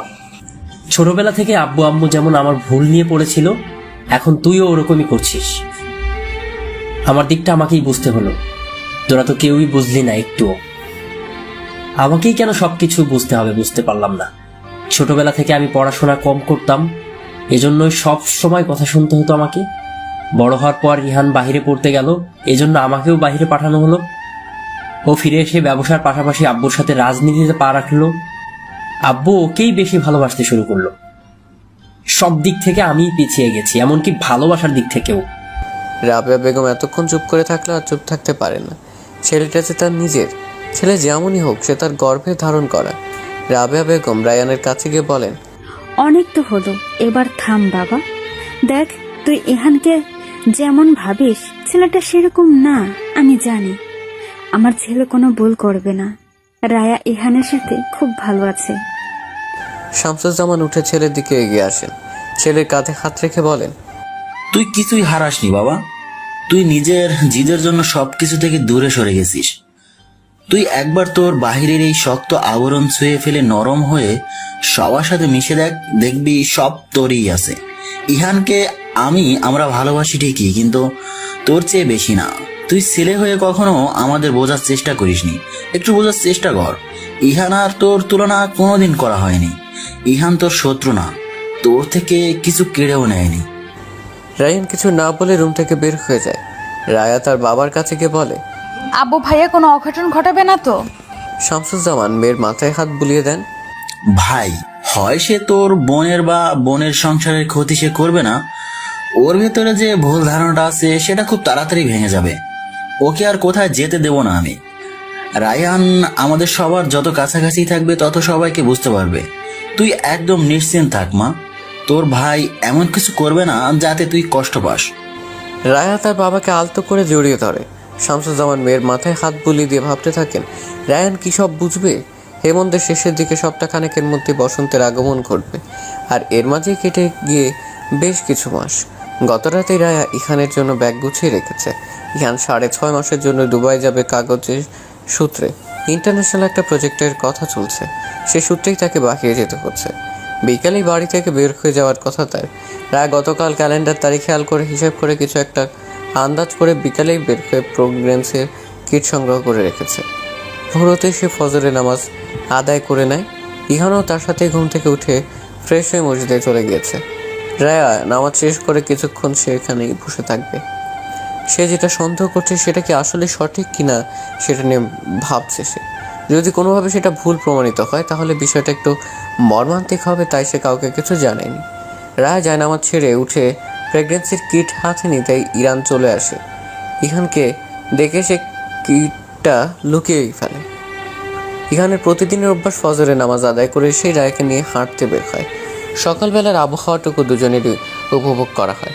আজকে তো ইহান চলে যাবে, আর কতগুলো মাস দুজনের একসাথে থাকা হবে না, সময় কাটানো হবে না। তাই আজকে যেন সব কিছুর অন্যথা না হয়, কমতি না থাকে। তাই ইহান রায়ের কাছাকাছি এসে বলে, বের হওয়ার জন্য রেডি? রায় আমতা আমতা করে বলে, আপনি একটু অপেক্ষা করুন, আমি আসছি। কোথায় যাবি? ও আশ্রমে যাবে।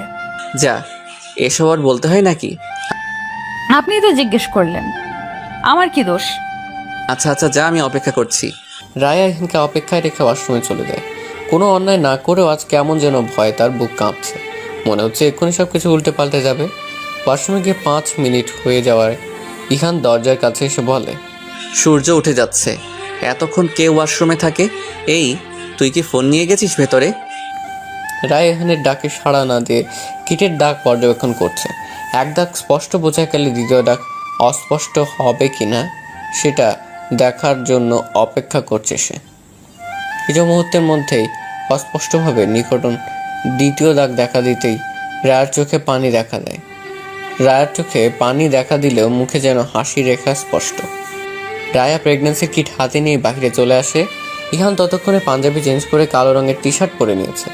রায়াকে দেখেই হাতে ঘড়িটা ঠিক করতে করতে এগিয়ে আসে। এত দেরিতে বের হয়েছে বলে কিছু বলবে ঠিক তখনই সে খেয়াল করে রায়ার চোখে পানি। রায়া চোখের পলক ফেলতেই চোখের পানি গাল বেয়ে গড়িয়ে পড়ে। রায়াকে কান্না করতে দেখে অস্থির হয়ে যায় ইহান। রায়ার দুই বাহুতে হাত রেখে রায়ার চোখে চোখ রেখে জিজ্ঞেস করে, কি হয়েছে রায়া?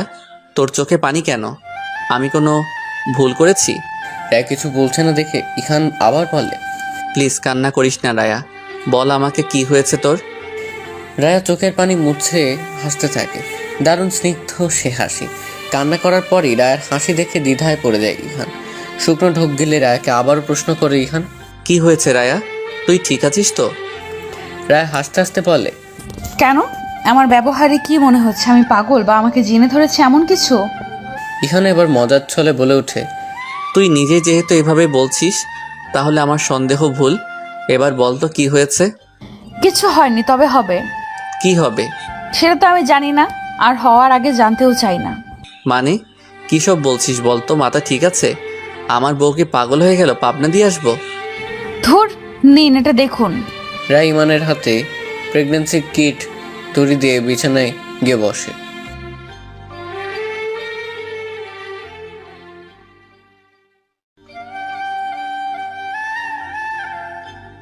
আমার বউ মা হবে?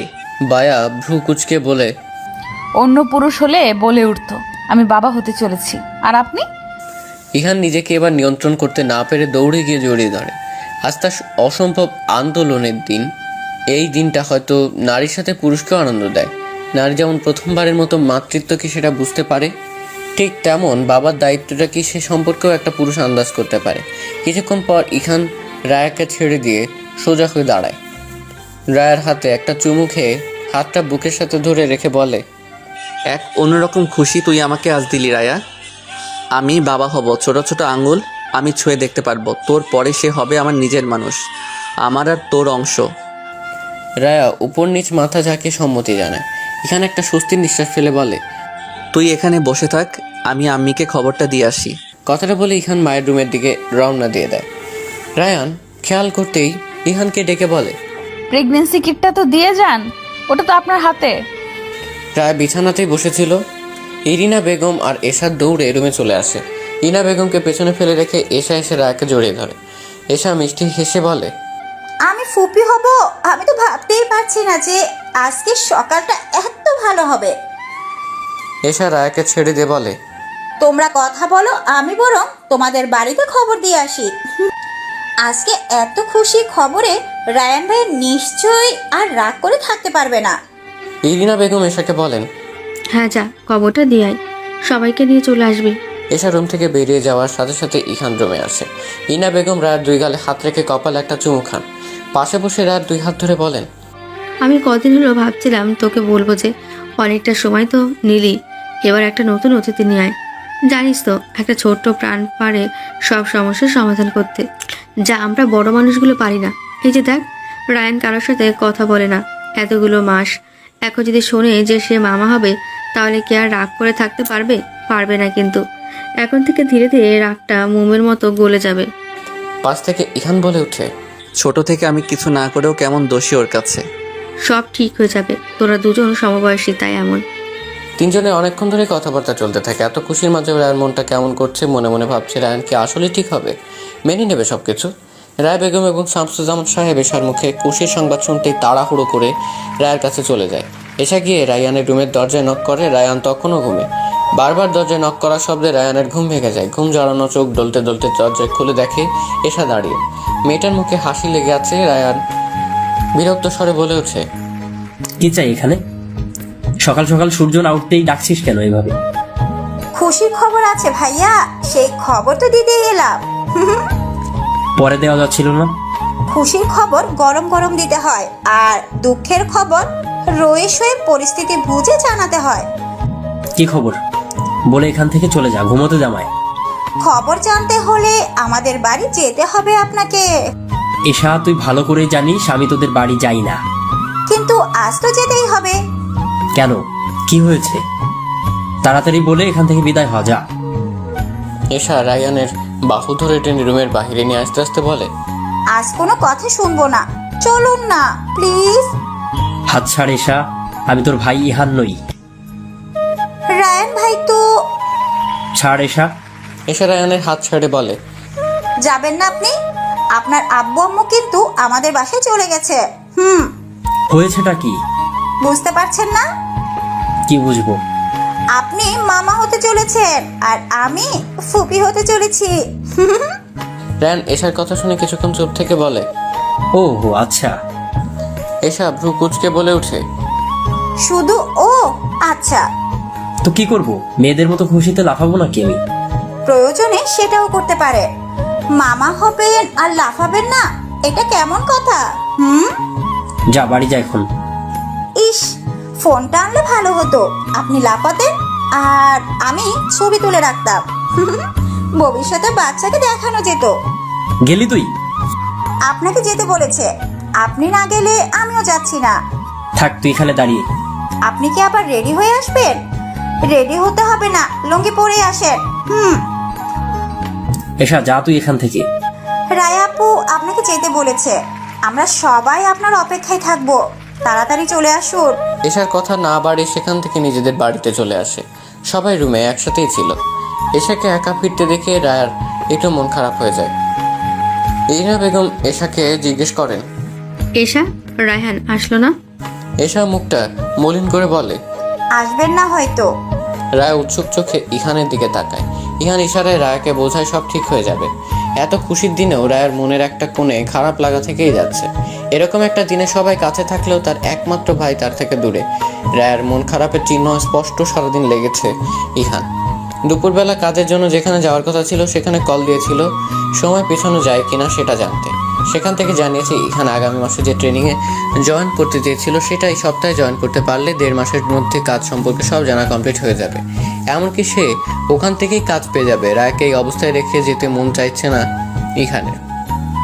তার এই কাজের জন্য সংসার চলবে না এমন কিছু নয়। এক্সট্রা সুযোগ পেয়েছিল সে নিজের কোম্পানিটা দাঁড় করানো। শুরুর দিকে খুব একটা খারাপ চলছে না। ইহান সিদ্ধান্তহীনতায় ভুগলেই সে 2 রাকাত নামাজ পড়ে নেয়, যেন সঠিক সিদ্ধান্ত নিতে কোনো সহায়তা পেতে পারে। রায় ইরিনা বেগমের রুমে বসে গন্ধ করছিল।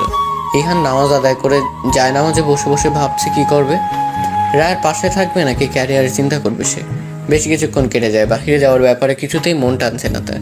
প্রেগনেন্সি অবস্থায় একটা মেয়ের সব থেকে বেশি প্রয়োজন তার স্বামীকে, আর এই সময়টাই সে যদি দূরে থাকে তাহলে সে নিজেকে খাওয়া করতে পারবে না বলে ভাবতে থাকে ইহান। সফলতা দেরিতে আসুক, আগে নিজের মানুষকে ভালো রাখবে বলে সিদ্ধান্ত নেয় ইহান। অতপরে খুশির দিনে সে রায়ের চোখে পানি দেখবে না বলে ঠিক করে ইহান। জায়নামাজ থেকে উঠে সেটা ভাঁজ করে রাখার সময় ইরিনা বেগম রুমে প্রবেশ করেন। ইহানকে উদ্দেশ্য করে বলেন, তুই কি বাইরে যাচ্ছিস? মায়ের গলা শুনে ইহান পেছনে ফিরে তাকায়। মাথার টুপিটা টেবিলে রাখতে রাখতে বলে, এখন কি যাওয়া উচিত হবে মা? এখন তো চলছেই, ভালোই চলছে। গেলে ভালো হতো, তবে না গেলেও কোনো ক্ষতি হবে না। রায়ার এমন অবস্থায় ওকে ছেড়ে থাকা বোধহয় উচিত হবে না। আমিও সেটাই ভাবছিলাম, না গেলেও যদি চলে তাহলে থেকে যা, জীবনে অনেক সফলতা আসবে ইনশাল্লাহ। মেয়েটার এই অবস্থায় আসলে তোর দূরে থাকা ঠিক হবে না, কারণ আমরা মা শাশুড়ি যতই থাকি না কেন, স্বামী হচ্ছে সবচেয়ে বেশি আপন মানুষ। ইরিনা বেগম থেমে আবার বলে, মেয়েটা এই ভালো একটা দিনেও কেমন মন মরা হয়ে আছে। রায়হানও আসলো না, আবার তুইও চলে যাচ্ছিস ভেবে আরো বেশি মন খারাপ করে আছে। আমি যাব না আম্মি, সিদ্ধান্ত নিয়ে ফেলেছি। আমার পরিবার আগে, তারপর সব কিছু। আর তাছাড়া আমাদের যা কিছু আছে তোমার নাতি নাতনিও খেয়ে যেতে পারবে, তাই না? আমার এত চাপ নেই। ইহানের কথায় হেসে ফেলে ইরিনা বেগম। ইহানও মাথা চুলকে মুচকি হাসতে থাকে। ইরিনা বেগম ইহানের অবস্থা দেখে ভাবেন এই ছেলেটাই বছরখানেক আগে কতটা গম্ভীর ছিল, আর এখন রায়ের সাথে থাকতে পেরে সেও রায়ের মতোই মিশুকে হয়ে গেছে। ইরিনা বেগম হাসি থামিয়ে বলেন, চল আমার রুমে, মেয়েটা মন খারাপ করে বসে আছে। এখনই গিয়ে বলবি যে তুই কোথাও যাস না, তুই এখানেই থাকবি। আর তুই নিজেও তো রায়হানের সাথে কথা বললেও তো পারবিস না বাবা, রায়হানটাও কেমন হয়ে গেছে। আচ্ছা আম্মি, কথা বলে নেব আমি। এখন চলো যাই। দুজন রুম থেকে বের হবে এমন সময় রায়ের চিৎকার শুনতে পায়। রায়ের চিৎকার শুনে ইহানের মুখের হাসি যেন উবে যায়, কপালে চিন্তার ছাপ স্পষ্ট হয়ে ওঠে। রায়ার কি হলো? এত জোরে চিৎকার দিয়ে উঠলো কেন? ইহান দৌড়ে মায়ের রুমের দিকে চলে যায়। ইরিনা বেগমও আর দেরি না করে ইহানের পিছে পিছে ছুটে যায়। ইহান রুমের দরজায় পৌঁছতেই দেখে রায়া এশার সাথে হাসছে। হাসিটাও কেমন অন্যরকম। বারবার হাত দেখছে সে। ইহান এগিয়ে গিয়ে জিজ্ঞেস করে, কি হয়েছে, চিৎকার দিলি কেন? এসা হাসতে হাসতে বলে, ওই যে আপু বিছানায় হাত দিয়েছে, মাথায় বালিশের দিকে, আর বিড়াল হাতে খামচি দিয়ে ধরে ফেলেছে, তাই চিৎকার দিয়েছে ভয়ে। ইহান যেন হাঁপ ছেড়ে বাঁচে। ইনা বেগমও ততক্ষণে চলে এসেছে, সব শুনে নিয়েছেন। ইনা বেগম মায়াকে বলেন, বেশি ভয় পেয়েছিস? হাত কি কেটে গেছে? রায়া স্পষ্টভাবেই জবাব দেয়, না বড় মা, আমি এসের সাথে কথা বলতে বলতে পেছনে না তাকিয়ে বালিশ নিতে গিয়ে এমন হয়েছে। দেখিনি জন্যই হঠাৎ এমন হওয়ায় ভয় পেয়ে গেছি। আচ্ছা ঠিক আছে, এবার যা রুমে যা, রেস্ট নে একটু, তাহলে ভালো লাগবে। আচ্ছা যাচ্ছি, কিন্তু শোনো, সকাল থেকে তোমরা যেমন করছো আমার মনে হচ্ছে আমি অসুস্থ মানুষ। এত যত্ন নেওয়ার কিছু নেই। খারাপ শাশুড়ি হতে বলছিস? না, তা কখন বললাম? এই সময় মেয়েদের যত্নের ভালোবাসার প্রয়োজন হয়। এখন যা রুমে যা, তোর এসব যেহেতু ভালো লাগছে না, তাহলে তোর জন্য দজ্জাল শাশুড়ি হওয়াটাই উচিত। আমার ভালো শাশুড়িই লাগবে। শ্বশুর তো বেঁচে নেই যে শাশুড়ি খারাপ হলে শ্বশুরকে আরেকটা বিয়ে দিয়ে দিব। ইহান, রায়কে নিয়ে যাবি তুই? রায়া হাসতে হাসতে রুম থেকে বেরিয়ে যায়। ইহানও রায়ের পিছু পিছু রুমে চলে যায়। রায় সামনে রাখা চেয়ারটায় বসে। আশেপাশে তাকে ইহানের ব্যাগপত্র না দেখে জিজ্ঞেস করে, আপনার ব্যাগপত্র কোথায়? বের হবেন কখন? ইহান রায়ের দিকে এগিয়ে এসে মেঝেতে বসে রায়ের কোলে মাথা রেখে বললে, বউকে ছেড়ে কোথাও যাব না। রায় অবাক হয়ে জিজ্ঞেস করে, কি বলছেন? যাবেন না মানে? যাব না মানে যাব না। কিন্তু কেন? বাহিরে গেলে অনেকটা সময় ওখানে থাকতে হবে, যেটা আমি একদমই চাই না। সত্যিই যাবেন না নাকি আমার সাথে মজা করছেন? আমি আমার বাচ্চার মাকে রেখে কোথাও যাচ্ছি না। আমি তোর এই অবস্থায় তোর পাশে থাকতে চাই রায়া। তুই যেন একাকিত্ব কি সেটা বুঝতে না পারিস, তার জন্য আমি সব সময় তোর কাছে থাকবো। পৃথিবীর সব পুরুষ কি তার ব্যক্তিগত নারীর প্রতি এত যত্নশীল? সেটা জানি না, কিন্তু তোর ব্যক্তিগত পুরুষ খুব ভালোবাসতে জানে। এই ভালোবাসা সারা জীবন আমার জন্যই রেখে দিয়েন। এই ভালোবাসার ভাগ কাউকে দিয়েন না কখনো। ভালোবাসা এক একজনের জন্য এক এক রকম। তোর জন্য যে ভালোবাসা সেটা শুধু তোর জন্যই। ভালোবাসি আপনাকে, আপনার চেয়েও বেশি। ইহান মুচকি এসে রায়কে আবারও জড়িয়ে ধরে তার সাথে একদম মিশে যায়। রায় ইহানের মাথায় হাত বুলিয়ে দিতে থাকে। ইহান সন্ধ্যার পর রায়কে নিয়ে একটু বেরিয়েছে রায়ের মনটা ভালো রাখতে। অনেকগুলো দিন দুজনে একসাথে বের হওয়া হয় না। প্রেগনেন্সি খবর শুনে কেউ রাজিই হতে চায় গাড়িতে চড়তে দিতে, তাই দুজন হাঁটতে বের হয়েছে। হেঁটে হেঁটেই সামনের মাঠটায় এসে বসে। চারপাশ অন্ধকার হয়ে গেছে, ল্যাম্পপোস্টের আলো জ্বলছে। রায়া আর ইহান বসে বসে গল্প করছিল। এমন সময় মাঠের পাশের স্টলে কারো তর্ক বিতর্ক শোনা যায়। কিছুক্ষণের মধ্যে মারামারি হাতাহাতি শুরু হয়ে যায়, মানুষ জমতে শুরু করছে। ইহান আর রায়া সেদিকেই রু করেছে। স্টলে মানুষগুলো গলার আওয়াজ বাড়তে থাকে। রায়া হঠাৎ করে চিৎকার করে বলে ওঠে, ভাইয়া। ইহানও রায়ার হাত ধরে তাকে শান্ত করার চেষ্টা করে বলে, কি হয়েছে রায়া? ভাইয়া ওখানে আছে, ভাইয়ার গলা শুনেছি আমি। রায়ান? হ্যাঁ, আমার ভাইয়া। প্লিজ গিয়ে দেখুন না। তুই নিশ্চিত রায়ানের গলা শুনেছিস? আমি আমার ভাইয়ার গলা চিনবো না? তোকে একা রেখে আমি যাব কিভাবে? আপনি প্লিজ আমার ভাইয়াকে দেখুন। আমি এসেকে কল দিয়ে এখানে আসতে বলেছি, 2-4 মিনিটেই চলে আসবে। আমার সাথে আয়, আমি গাড়িতে তুলে দেই। বাসার সামনে গিয়ে নেমে বাড়িতে ঢুকে আমাকে কল দিবি। ঠিক আছে। ইহান তাড়াতাড়ি করে রায়াকে একটা রিকশায় তুলে দেয়। রিকশাওয়ালাকে ধীরে ধীরে যেতে বলে, ভাড়াটা দিয়ে দেয়। রিকশা চলতে শুরু করলে ইহান এবার স্টলের দিকে দৌড় দেয়। ইহান স্টলে পৌঁছেই দেখে দুজনের মধ্যে মারামারি হচ্ছে। দুটোই তার পরিচিত মুখ। তাদের মধ্যে একজন হচ্ছে রায়ান আর আরেকজন শাওন। রায়ান শাওনের কাছে পরাজিত হচ্ছে দেখে দুজনকে ছাড়িয়ে নিতে এগিয়ে যায়।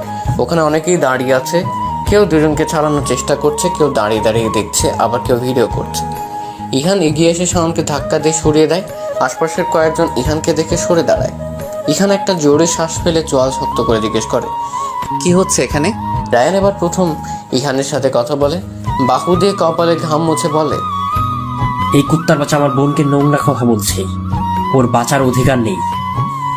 ইহান এবার নিজেকে নিয়ন্ত্রণ করতে পারে না। গতবার নোংরা একটা কাজ করতে চেয়েছিল, 4 মাস জেলে থেকে সে আবারও জল ঘোলা করতে চাইছে। ইহান অগ্নিদৃষ্টিতে চেয়ে আছে শাওনের দিকে। শাওন বাঁকা হাসি দিয়ে বলে, কি এভাবে তাকিয়ে আছিস কেন?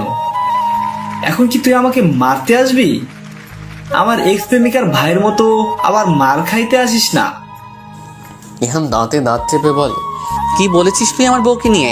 শাওন হাসতে হাসতে ইহানের দিকে এগিয়ে এসে বলে, যা বলছি সত্যি বলছি। তোর বউ আমার প্রেমিকা ছিল, 6 মাসের মতো সম্পর্ক ছিল। বাড়ি কাছাকাছি, যখন ইচ্ছে দেখা ছোঁয়া চুমু। শাওন তার কথা শেষ করতে পারে না। ইহান শাওনের শার্টের কলার ধরে মুখের উপর ঘুষি দিতে থাকে। অবস্থা ব্যক্তিই দেখে সবাই ইহানের মতো হাত থেকে শাওনকে ছাড়াতে ব্যস্ত হয়ে যায়। শেষমেশ রায়ান ইহানকে ছাড়িয়ে নিতে সফল হয়। রায়ান শক্ত করে ইহানকে ধরে আছে। ইহান ছুটোছুটি করছে শাওনকে আবার মারার জন্য। ইহান চিৎকার করে বলতে থাকে, কুত্তার বাচ্চা, তোর সাহস কি করে হয় আমার বউকে নিয়ে কথা বলার? চাইলেই কারো গায়ে কালি লাগানো যায়, তাই না? আমি ইহান বেঁচে থাকতে আমার বউয়ের গায়ে 1 ফোঁটা কালিও লাগতে দেব না। আর একদিন যদি আমার বউকে নিয়ে কিছু বলেছিস, সেদিনই আমি তোর জিভ টেনে ছিঁড়ে ফেলবো। দুপক্ষের কাউকে স্থির রাখা যাচ্ছে না। দুজন দুজনের দিকে ছুটে আসতে চাইছে। হয়তো ছেড়ে দিলে তুলকালাম কিছু বাঁধে ফেলবে দুজন। কয়েকজন মিলে ইহানকে শান্ত করার চেষ্টা করছে। ওদিকে শাওনকে নিয়ে তার বন্ধুরা বেরিয়ে যায়। শাওন ইহানের দিকে ফিরে তাকে 7 আঙ্গুল উঠিয়ে ইশারায় কিছু বলে যায়। জায়গা খালি হয়ে যেতেই রায়ান ইওনকে ছেড়ে দেয়। ইহান সাথে সাথে স্থল থেকে বেরিয়ে আসে। রায়ানও সেখানে দাঁড়িয়ে না থেকে ধীরে ধীরে ইহানের পিছনে এসে দাঁড়ায়। রায়ানের উপস্থিতি বুঝতে পেরে ইহান বলে ওঠে, আমাকে ধরলি কেন? ওকে আজ আমি শেষ করে দিতাম। মাসে মাসে চাঁদে চাঁদে ঝামেলা বাঁধাতে এলাকায় আসে জানোয়ারটা। সরি ইহান, এখন সরি কেন বলছিস? আমি তোকে আমার বোনের সাথে মেনে নিতে পারছিলাম না। কাকে মেনে নিতে পারতি? শাওনের মতো ছেলেকে? আমি কিছু না করেও সারা জীবন তোর কাছে দোষী। আমি সব কিছুতে ভালো জন্য কেউ তুলনা দিলে আমিও ভিলেন হয়ে যাই সবার কাছে। তুই আমার জায়গায় থাকলে আমার অবস্থাটা বুঝতি আসলে। তুইও আমার জায়গায় থাকলে বুঝতি দোষ না করেও দোষী হতে ঠিক কেমন লাগে। Sorry, extremely sorry. ইহান এবার রায়ানের দিকে ফিরে 2 হাত দিয়ে রায়ানের বুকে হাত দিয়ে বলে ওঠো, কিসের সরি? হ্যাঁ, তোর এসব বালের সরি আমি চেয়েছি? এখন কেন সরি বলছিস? দেশে আসার পর যে এতগুলো মাস চলে গেল, আমার সাথে একদিন দেখা করেছিস? রায়ার সাথে সেদিনের ঝামেলার পর কথা বলেছিস? ওর চোখের পানি দেখেছিস তুই? ও সব কিছু পেলেও ভাইয়ের দূরত্ব সহ্য করতে না পেরে মন খারাপ করে থাকে। সেই খবর রেখেছিস তুই? বাড়িতে নতুন একটা প্রাণ আসছে শুনেও একদিন এসেছিস আমাদের বাড়িতে? এত কিছুর জন্য ক্ষমা পাবি ভেবেছিস? কখনো না, নেভার এভার। রায়ান ঝড়ের গতিতে এসে ইহানকে জড়িয়ে ধরে। ইহান থেমে যায়। গলা দিয়ে তার আর কোনো শব্দ বেরোচ্ছে না। সে ছোটবেলায় দুজন কাঁধে কাঁধ মিলিয়ে দুজন চলাফেরা করেছে। এরপর ছোট বিষয়ে দূরত্ব বাড়তে বাড়তে দুজনের দেখা হওয়াটা বন্ধ হয়ে যায়। রায়ানের মনে জন্ম নেয় ইহানের প্রতি চরম ক্ষোভ। আর এরপর দুজন দুজনের থেকে শত শত মাইল দূরে মনের দূরত্ব বেড়েছিল অনেক। ইহান রায়ানকে ছাড়ানোর চেষ্টা করছে, কিন্তু রায়ান কিছুতেই ছাড়ছে না। এতগুলো বছর পর ভাই ভাইকে জড়িয়ে ধরে আর ছাড়তে পারছে না। এতগুলো বছরের ক্ষোভ রাগ আজ মিটিয়ে নিচ্ছে। রায়ান ছাড়ছে না দেখে ইহান এবার রায়ানকে জড়িয়ে ধরে দুজনের চোখ টলমল করছে। পুরুষদের তো কাঁদতে নেই, পুরুষদের হতে হয় লোহার ন্যায় কঠোর। কিছুক্ষণ পর রায়ান ইহানকে ছেড়ে দিয়ে বলে, আমি এতদিন ভুল ছিলাম। আমার বোনের জন্য তুই একদম পারফেক্ট। আমার বোনটাকে ভালো রাখিস। যদি কখনো ওকে কাঁদাস তাহলে কিন্তু আমি তোর জান নিয়ে নেবো একেবারে। ইহান। রায়ান আর ইহান দুজন অতীতে সবকিছু ভুলে মাঠে বসে গল্প করছে। দুনিয়ার সবকিছু যেন এতদিন পর দুজন ভুলতে বসেছে। রায়ান বিদেশে কিভাবে সময় কাটিয়েছে, পড়াশোনা সবকিছু ইহানকে বলতে থাকে। ইহানও রায়ানকে তার সবকিছু জানায়। বিদেশ থেকে ফিরে কিভাবে রাজনীতি এসেছে আবার মাথায়। কথা ভেবে এসব ছেড়ে ব্যবসার কাজে ইহানের হঠাৎ মনে পড়ে রায়াকে রিকশায় তুলে দিয়ে সে বলেছিল বাসায় পৌঁছে কল দিতে, কিন্তু প্রায় আধা ঘন্টার বেশি হয়ে গেছে রায়া কল দেয়নি। ইহান সাথে সাথে রায়াকে কল দেয়, কিন্তু কল রিসিভ হয় না। ইহানকে চিন্তিত দেখে রায়ান বলে, কি হয়েছে? এমন করছিস কেন? রায়া কল রিসিভ করছে না। বাসায় হয়তো ব্যস্ত আছে। না, আমি আর রায়া বেরিয়েছিলাম একটু, আর তখনই তোদের ঝামেলা লাগে। রায়াকে রিকশায় তুলে দিয়ে বলে গিয়েছিলাম বাড়ি পৌঁছে কল দিতে। ও আমাকে এখনো কোনো কল দেয়নি, এমনকি কল রিসিভও করছে না। হয়তো বা। আমার চিন্তা হচ্ছে, চারপাশে শত্রুর তো অভাব নেই, তাই না? ওপরে আল্লাহ আছে, তারপর ওর বাবা ভাই স্বামী আছে, কেউ ওর কোনো ক্ষতি করতে পারবে না। চলো বাসায় যাই। এখনই? হ্যাঁ, এখানে আমার মন টিকছে না। আমার একটু কেমন যেন লাগছে রে। রায়া ঠিক আছে তো? চল তো ভাই প্লিজ। ইহান আর রায়ান দুজনেই বসা থেকে উঠে দাঁড়ায়। দুজনে বাড়ির উদ্দেশ্যে হাঁটতে শুরু করে। রায়ানের বাইকের কাছে এসে দুজন বাইকে উঠে পড়ে। রায়ান ইহানকে বাইকের চাবি দিতে চাইলেও ইহান জানায় এখন সে পিছনে উঠেই যাবে, তাই রায়ান আর জোর করেনি। দুজন মিনিটের দুষ্কের মধ্যেই বাসে পৌঁছে যায়। শামসুজ্জামান সাহেব তখন এশার নামাজ পড়ে বাসায় আসছিলেন। ইহান আর রায়ান দুজনকে একসাথে দেখে যান, যেন ভূত দেখার মতো তাকিয়ে থাকেন তিনি। রায়ান সেটা খেয়াল করে বলে ওঠে,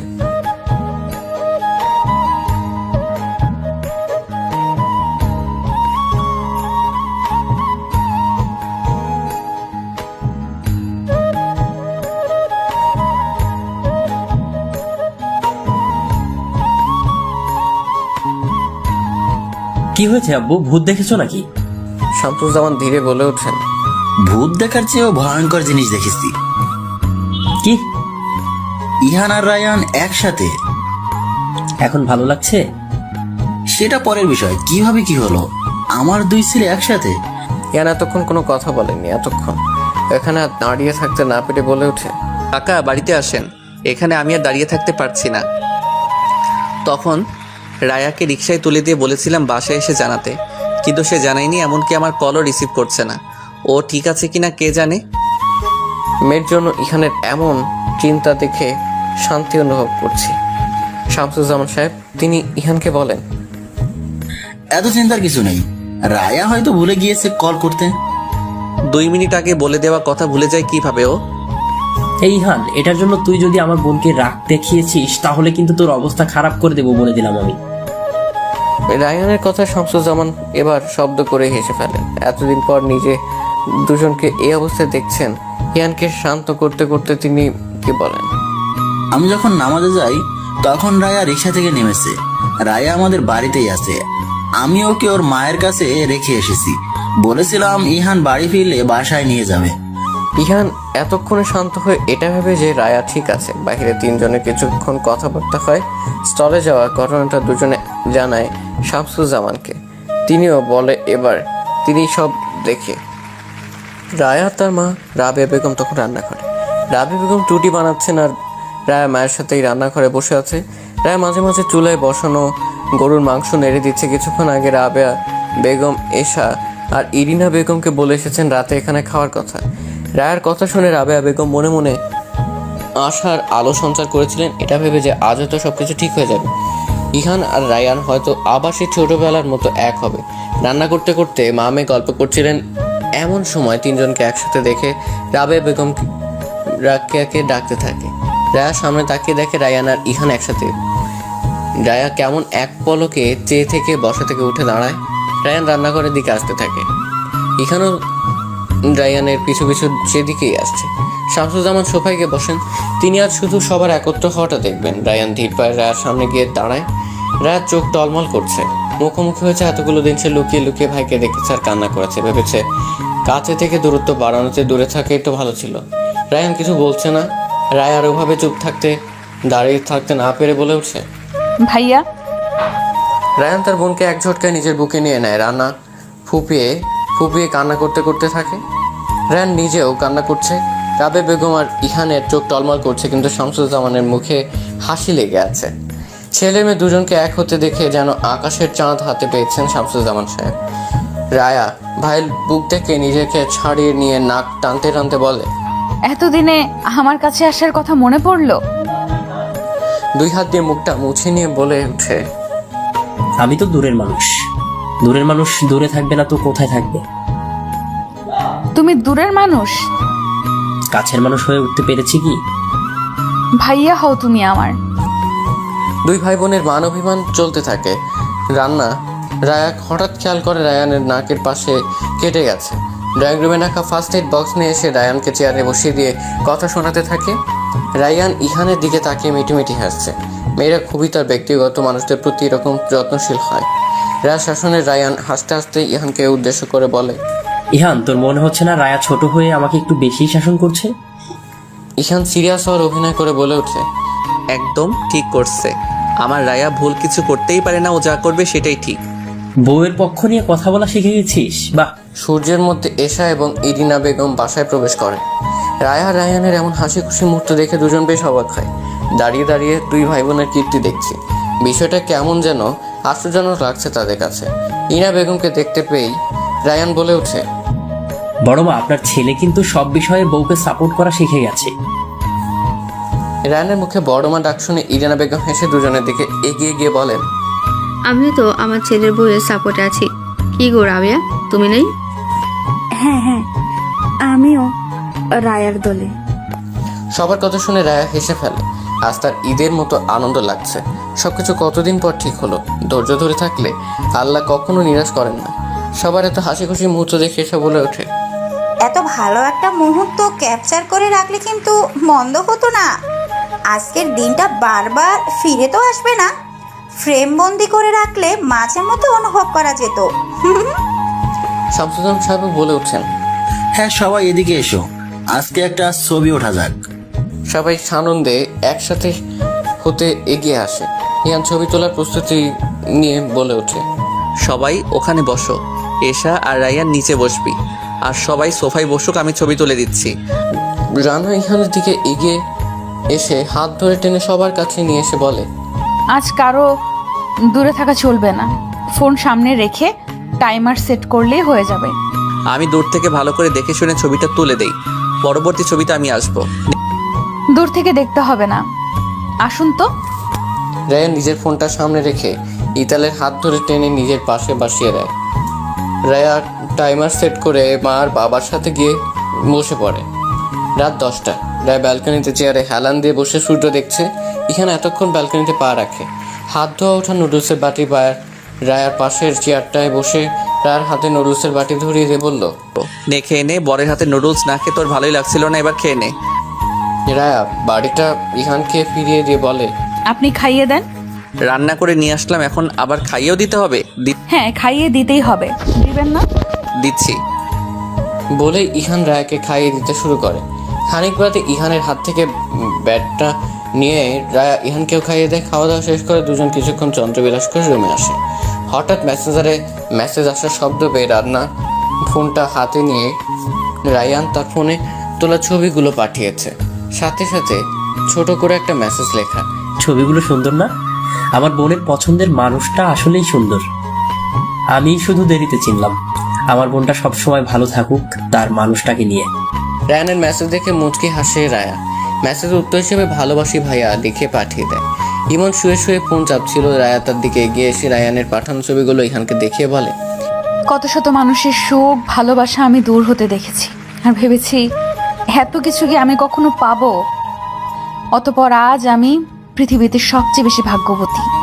আমার ভাগ্যকে আমারই কেমন হিংসে হচ্ছে। এত ভাগ্যবতী আমি। ইহান মুচকে এসে রায়াকে বুকে জড়িয়ে নেয়। পরম যত্ন আর ভালোবাসা এখানের বুকে মাথা রাখে রায়া। এই যেন এক প্রকার স্বর্গসুখ। হাই বন্ধুরা, গল্পটা কেমন লাগলো অবশ্যই কমেন্ট করে জানাবেন।